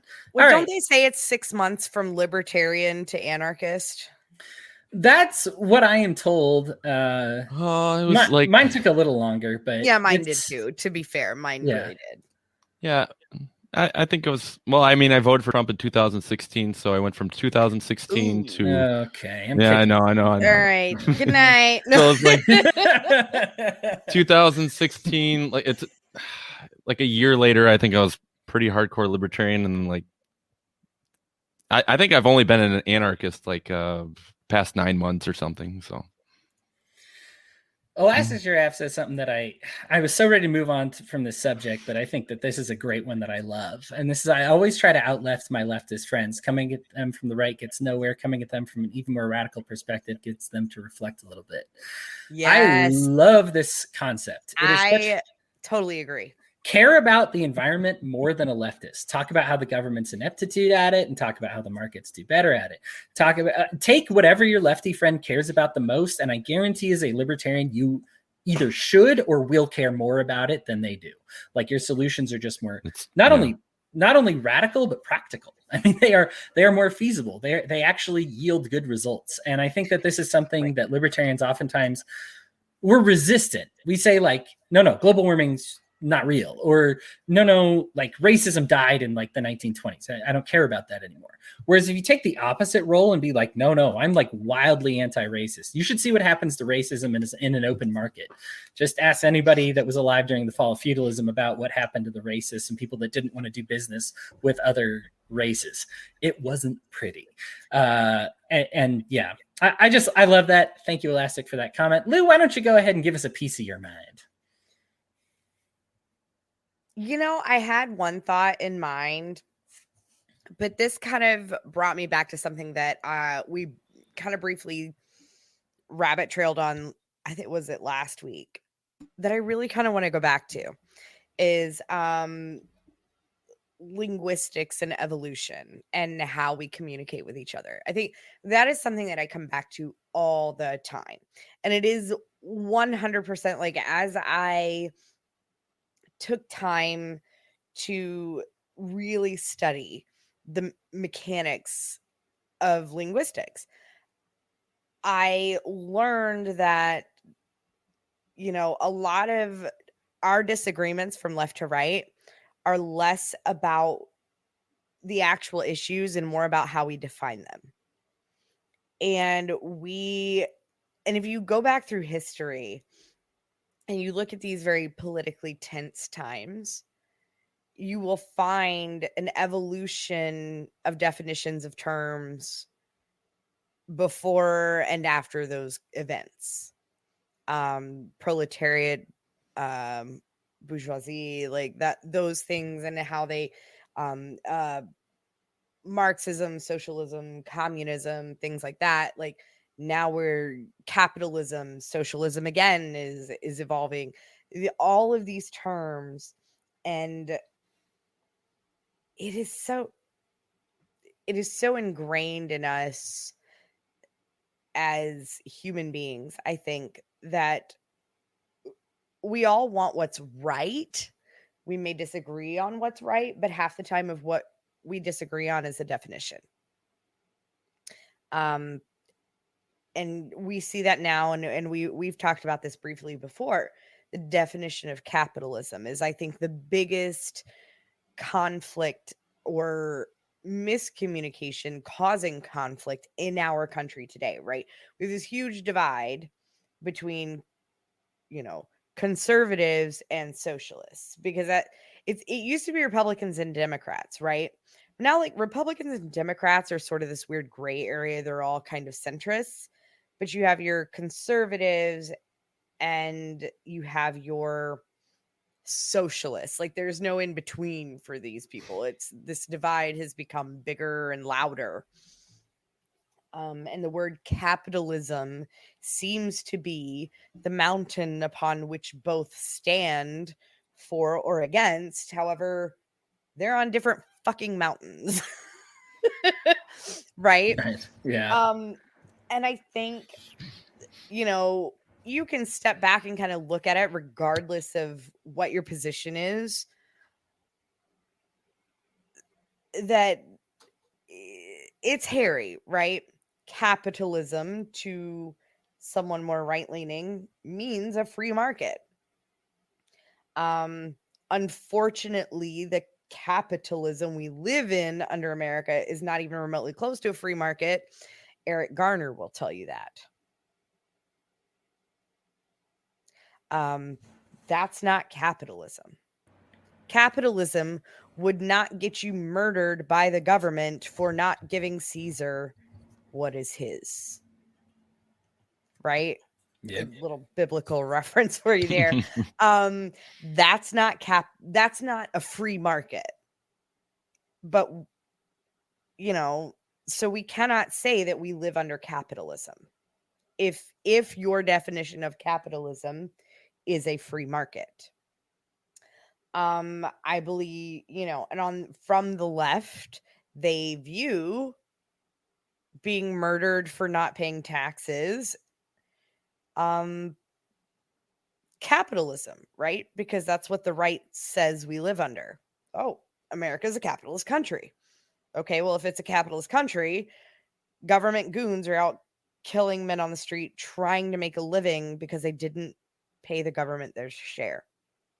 Literally, that's what's happening. So capitalism must be cronyism, which what we identify as cronyism.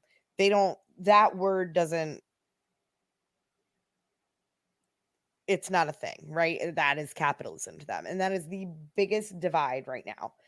And when you go back and look at the history of linguistics, and as language has evolved, right? Way back when people were grunting at each other and like scratching marks in caves, right?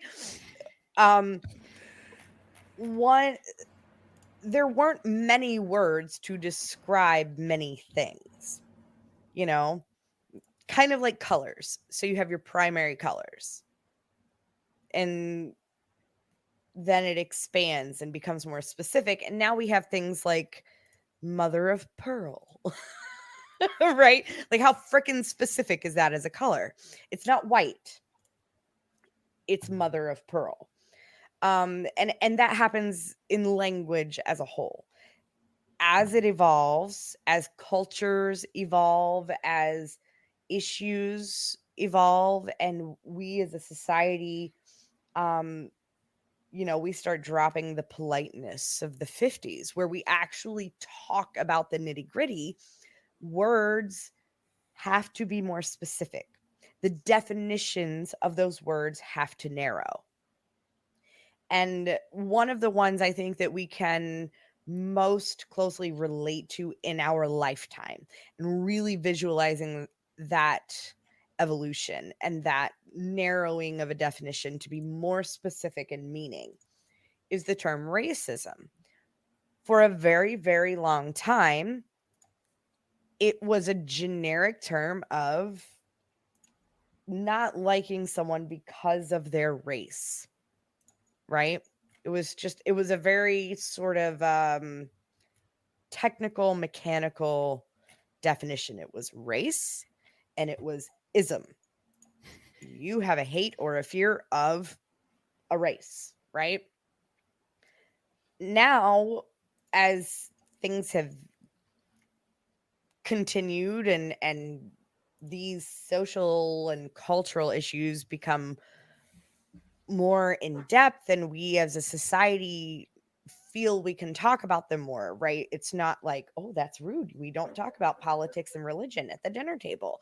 Like, we're having conversations, and so we have to be very specific in what we are saying, so the definitions of the words we use become narrower and more specific.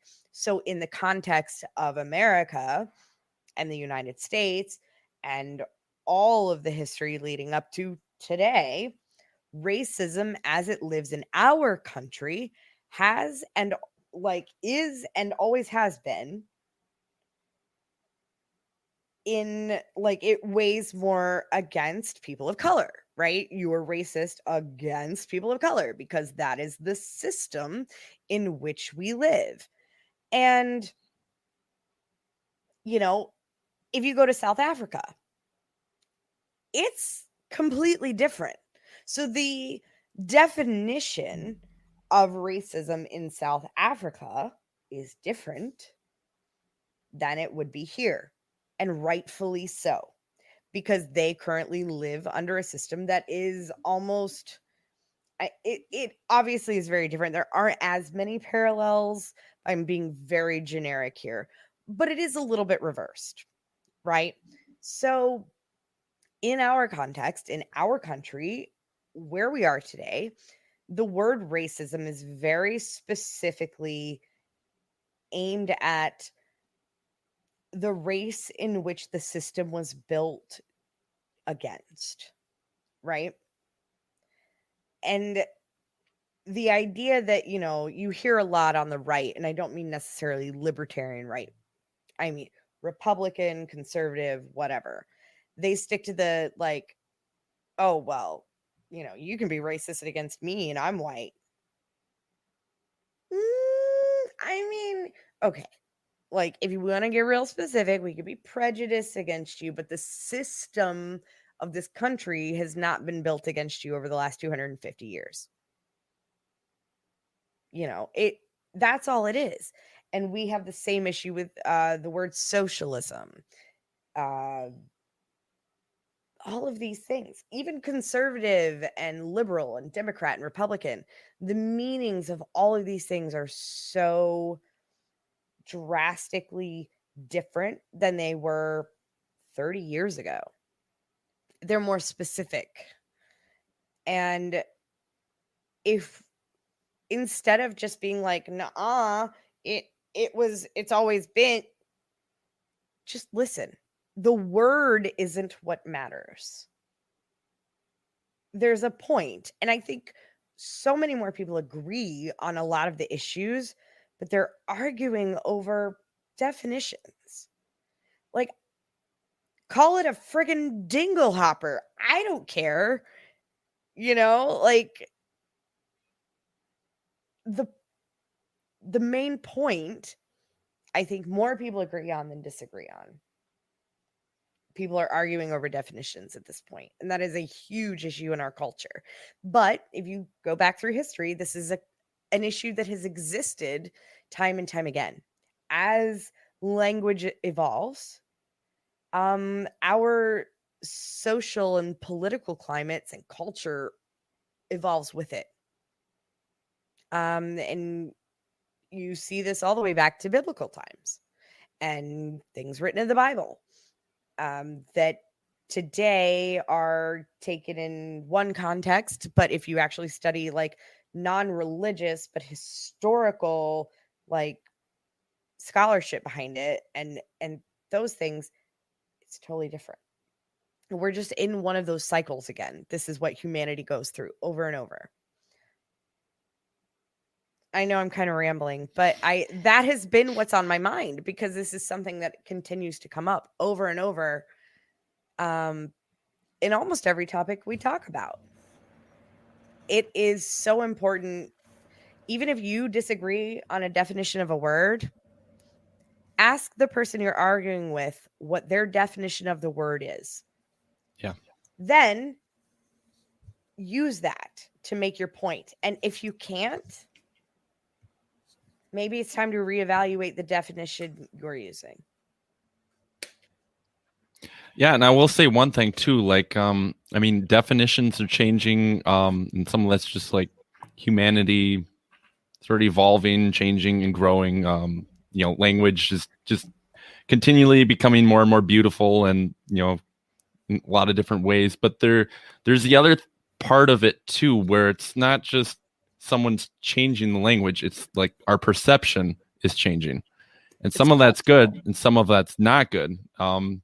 I know with racism, and I don't know if you guys want to call it woke culture, or what do you want to call it, but a lot of it is, instead of saying, well, okay, we're racist, we need to stop with being racist, we need to start recognizing individual rights and all of this stuff. It's like, let's reverse the hierarchy. It's like, so now, the blacks maybe are, and that's supposed to be the solution when it's just not. And so there's a lot of kind of that going on, and it goes back to like the Marxists, let's have the proletariats be in charge instead of the bourgeoisie. And it's like, okay, that's not going to solve anything. Right. At that point, so, it's just vengeance. And I think the knee jerk reaction to the right has more of a knee jerk reaction to that, where they're like, no, like you can't, you can be racist against white people. I know it's not really an issue, but it's still, you can recognize the idea of like, this is the solution. It's like, no, it's not. We need to just recognize individual rights and start treating people like, humans. So there is that portion to it. And then there is also the portion where, we do need to recognize that, a lot of different demographics have been abused, and we need to, I like to think of it like, if you have a piece of paper and you bend the piece of paper over, you can't just straighten the piece of paper and expect it to be straight. You got to bend it back the other way. I think a lot of like the left, they try to just bend it back to no end. And a lot of people on the right don't believe in bending it back at all. So I think there's a little bit of a compromise in there, where you just, you got to recognize that we did some terrible things to the black people. And well, really a lot of minorities, like I'm like Irish, like the Irish people were treated like really terrible too. I mean, I know we kind of glance over like the Indian population just because they're not a big voting bloc, but like we did, and and women too. I mean, but we gave them blankets. Yeah, we gave them a little strip of land, like in Gaza or something. But so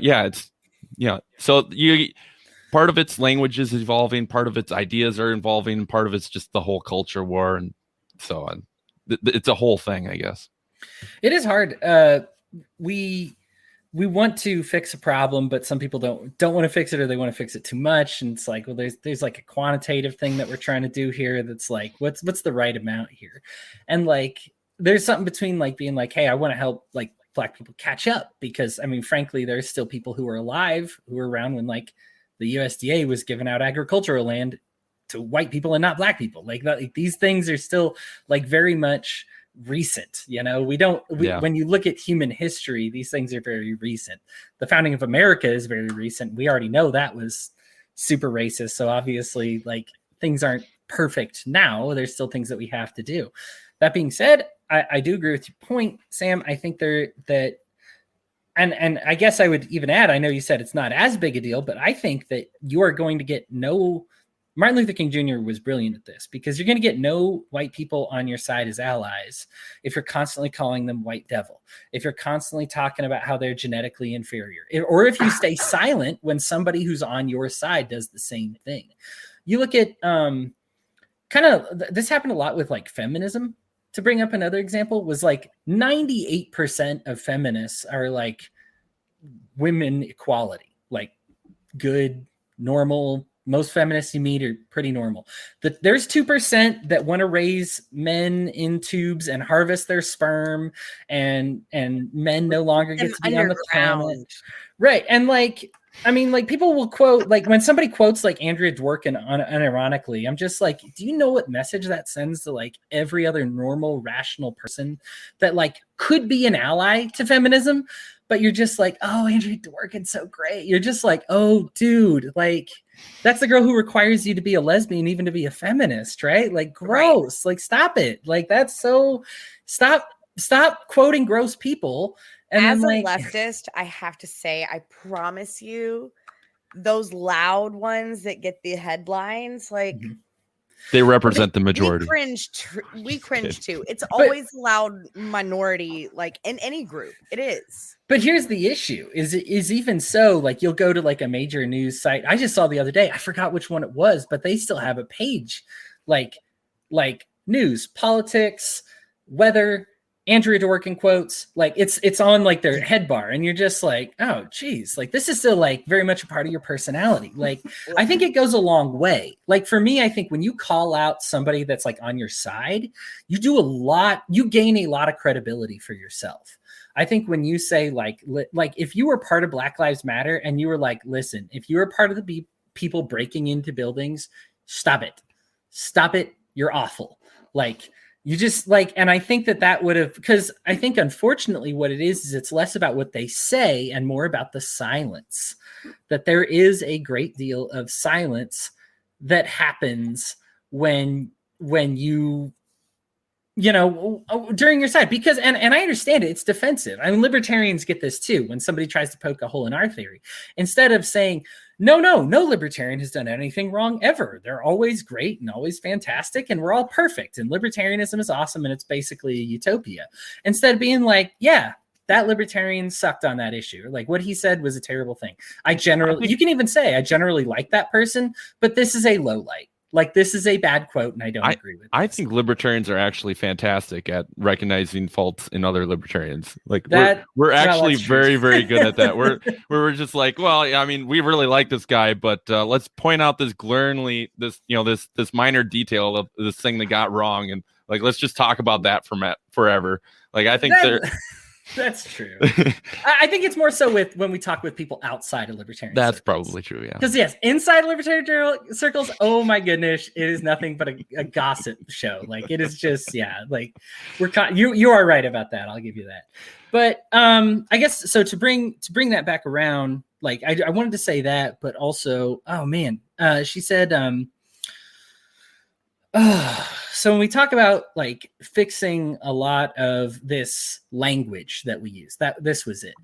So when we talk about semantics and like breaking down like what you mean, Larry Sharp had some good advice, and he just said like, you know what, I've stopped talking about capitalism and socialism as words entirely.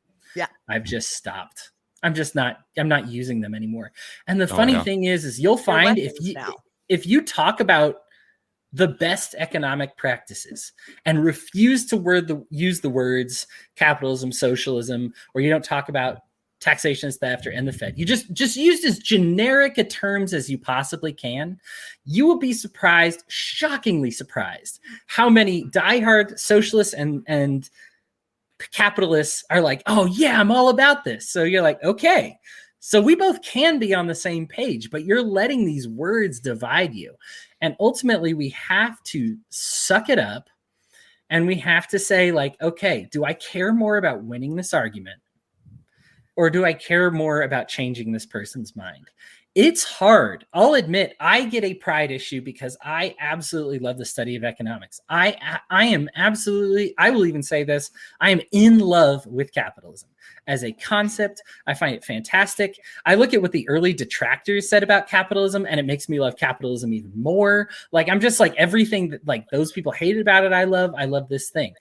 But when people hear the word and they think about this corporatism, cronyism, broken, let's call it what it is. This is a Keynesian fascist society that our economics is set up in, and that's what they associate with capitalism. Guys, when Road to Serfdom was written, he wasn't using the USSR as an example. He was using Nazi Germany as an example. Like, this is the example of socialism that he hated. Now, he had some great points, but again, as Lou said, these things evolved. We no longer refer to what was going on in Nazi Germany as socialist. we kind of have a different view of fascism. And so here's the thing. It's evolve or die. Darwinism. It's not survival of the fittest. It's the survival of the most adept to change. Those who change are the ones who survive. If you want to win, you have to be willing to change. I'm not asking you to compromise your principles, but you might have to sacrifice a word or two along the way. The downside to that, however, I mean, it's like give and flow. Like there's situations where you would do it in one way and situations where you would do it another way. But the downside is I think we're losing a lot of like libertarian branding, where we're not being distinct. We're not like separating ourselves from, say, the leftists or the rightists, or like, so like the use of the word capitalism. Like I would prefer to just say free markets. I just say free markets personally. I don't use the word capitalism. Even when someone says, well, it's not capitalism, it's crony capitalism. It's like, yeah, but the capitalism part's still in there, and it still makes capitalism sound bad. I don't like that. So I like using free markets, but at the same time, we really want to brand. We don't want to just be like, oh, capitalism has a bad name, now let's get rid of it necessarily, because we want to keep branding what is libertarianism. Like, we're capitalists. We believe in the free economy. We're free. I know what you're saying, but we need to be ridiculously bold. And that was Ron Paul's whole thing, right? Like he went up there and he said the most ridiculously bold things that were true, and he didn't back down from any of them. He got super popular as a libertarian. He'd be a libertarian, like an actual, like, not a Republican. What'd you say? If he was so bold. I mean, if your only problem with him is that he ran under the Republican ticket, I guess. Oh, no, that's not my only problem. That's strategy. That's kind of smart. Yeah, I mean, well, there's a big argument for, like, now that we got the internet to run a Libertarian Party, because we can market ourselves now. We're not limited to just like the 4 channels that our parents could get. And so we can't just be boxed out like we used to be able to, where you would have to run as a Republican in order to get any acknowledgement. But like now you can get on Joe Rogan as a libertarian. Like that's more than, like the most popular. You don't like I Joe love how Rogan? we're at the 2-hour like ending marker, but you've just brought up something that I know is a hot topic. Like, go ahead, Lou. I mean, respond. Do it. Okay. I don't even know where to start. Do you not like libertarian? Let me tell you. Okay, prior to Larry Sharpe, what libertarian candidate, maybe was Gary on there? He might have been, but he was the presidential candidate. Excluding Gary Johnson, I can't remember if he was ever on there or not. Prior to Larry Sharpe, who do you remember being on Joe Rogan as a candidate? No one. Like, we haven't had. I mean, I guess I don't know what your point is. We can be on Joe Rogan. That was my point. Yeah, like, you know who? Like Ron Paul could have been on Joe Rogan. I was Larry's communications director, and I was responsible for all of his interviews and things like that. And I have been jumping up and down and screaming at the LP for what year? It was 2021 now. Go back. Johnson, Peterson, like, I don't know, several years now. I have been screaming at the top of my lungs, and I'm tired because the powers that be will not fucking listen. They're playing politics. The party, the political arm of the movement. Okay, right? Like, there is a separation between a liberty movement and the party. Yeah. Cannot be helped. I'm sorry. I have retired. And I don't like, that's literally the only reason I'm doing podcasts now, is because I don't have to keep my mouth shut because I'm running communications for someone. I have a lot of fucking opinions about this shit. And the LP they're never going to get on board. I'm sorry. They're not. As a political organization, right? They're not. It's not going to happen. God bless Caitlin Cloven. I look at her as sort of who I was when I was a baby libertarian, and like, hi, Caitlin, I don't mean that like politically watching and philosophically, but like when I first came in all bright-eyed and bushy-tailed, and I was just plowing through campaigns and knocking down barriers and building bridges and like doing all these crazy things and getting people on Fox News and giant podcasts. And nobody cared because it was a fucking popularity contest. And after that, and aside from Spike Cohen, who was on Fox, literally the entire LNC. I'm not even going to get into it. Like, that's a whole other shit show. And I know there's a lot of insider baseball and we're over our 2-hour mark. So I'm not going to ramble too much more. But I have retired. I'm done. Like, the LP on an official political level, I don't do campaigns anymore. Don't call me. I'm done. Right. Right. That's why I talk on podcasts now, because I kind of feel like I'm retired. I can share my real opinions about the bullshit now, right? I didn't do it for all of those years. I was behind the curtains, right? People knew my name, but like they didn't see my face a whole lot. Right. So yeah, Caitlin Cloven and Spike Cohen at this point, like Spike has done it all himself, right? Like he just opens his mouth and people are like, come be on our show. Like, he's amazing. Obviously, he's on Kennedy every freaking day. And he, like, that's him. He earned that. Well, I mean, just think of libertarian podcasts, how they've taken off. Like, but have they outside of libertarians? Yeah. With who? I mean, Dave Smith, he's super popular. The Tom Woods show is super popular. Who's not a libertarian? Honest to God. Who? I don't know anyone who knows. You know who I know? People know outside of the Libertarian Party and had no idea he was even related to the Libertarian Party, but knew him and loved him. Vermin goddamn supreme. Not even kidding. I'm in like a conservative Bible study group. We used to talk politics all the time. And then, like one day, like they're sharing like, this guy made a whole lot of sense. He was on Joe Rogan. I'm like, that's my boy, Dave Smith. Like, hey, there he is. So he's never heard of him until the LP, like, and I still don't know anybody outside the LP who knows him. This is gonna get down to like a little bit of a nitty gritty. All right, I'll say more nitty gritty thing. Okay, if you look at the number of people that are watching these podcasts, that is growing. And if you're saying like it's literally just always libertarian, it's not growing. Naturally, it's going to. I'm not saying it. All right. Well, it's this huge opportunity. In this huge audience that we can just continue to grow and reach to. I mean, we didn't have that before when it was just the 4 channels our parents watched. That was my point. Well, yes, I will give you that. Absolutely. You are correct. And I think that's extra true over the past year of a lot of people staying home and having a Trump or Biden election. So something that's just true about our network when we Chris is doing more work than ever in analyzing like our demographics right now. Chris Spangle, love the guy. Hi Chris, thanks for doing all the work you do. We actually have a huge amount of non-libertarians that listen to this particular network, and it's probably because it's called We're Libertarians, and it is very much a starting point podcast for a lot of people. So like we kind of advertise ourselves as being like kind of the loose, like, what is that libertarianism thing you're all about? You look it up, you see We Are Libertarians, you're like, oh, but that's we're a libertarian, network or podcast or whatever, and there you go. Right. I do think as far as like sayings go, I agree with Sam. I think it's good to, like, it would be nice if we had more like libertarian messaging. I think people want to like say like stop saying taxation is theft. I don't think it's that so much. Just like we need more than that. Like, okay, now something else, right? Like, here, one of my favorites. This is from the Brian Nichols show. Don't hurt people. Don't take people's stuff.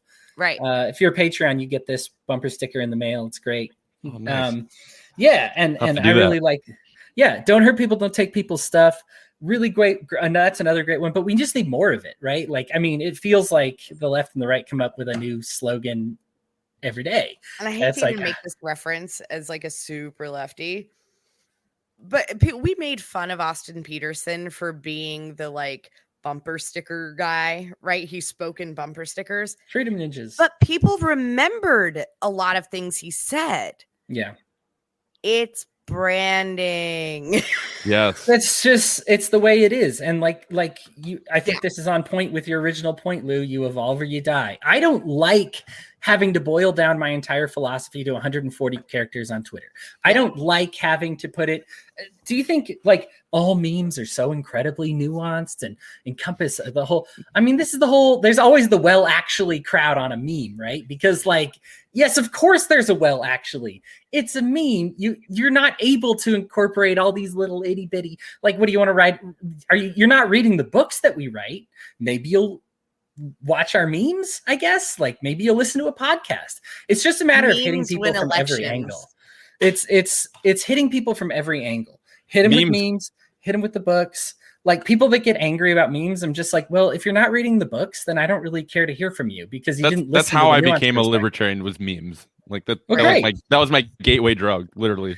Like I was like, I'm kind of libertarian in some sense. I don't really understand the difference between libertarians and conservatives. Like I had to Google it, but I just like searched libertarian pages and then I liked them. I'm like, oh, these guys make sense. And so it was like, and it was just rabbit trail to reading articles and podcasts and all of that stuff. So, but yeah, so like memes are cool. Yeah. Oh man, I wanted to finish up. Lou made a point that I wanted to say something and I've forgotten it, but we're so far over. I don't want people to put up with me rambling and trying to remember. So at this point, it was a brilliant point. Yes. End with a hypothetical brilliant point. Whatever you're screaming as you listen to this podcast right now, just pretend that I'm saying that because I'm sure that was on the tip of my tongue. That was like the very next thing that I was going to say. Was whatever it is that you're thinking of in your head. Listeners, thank you so much for tuning in. I appreciate you, Lou and Sam. Appreciate you both coming in tonight. I know it's a late one. It's tomorrow already for you folks on the East Coast. But yeah, I have to work in like 12 hours. I don't know if I'm getting enough sleep. Eat some stuff, get some sleep.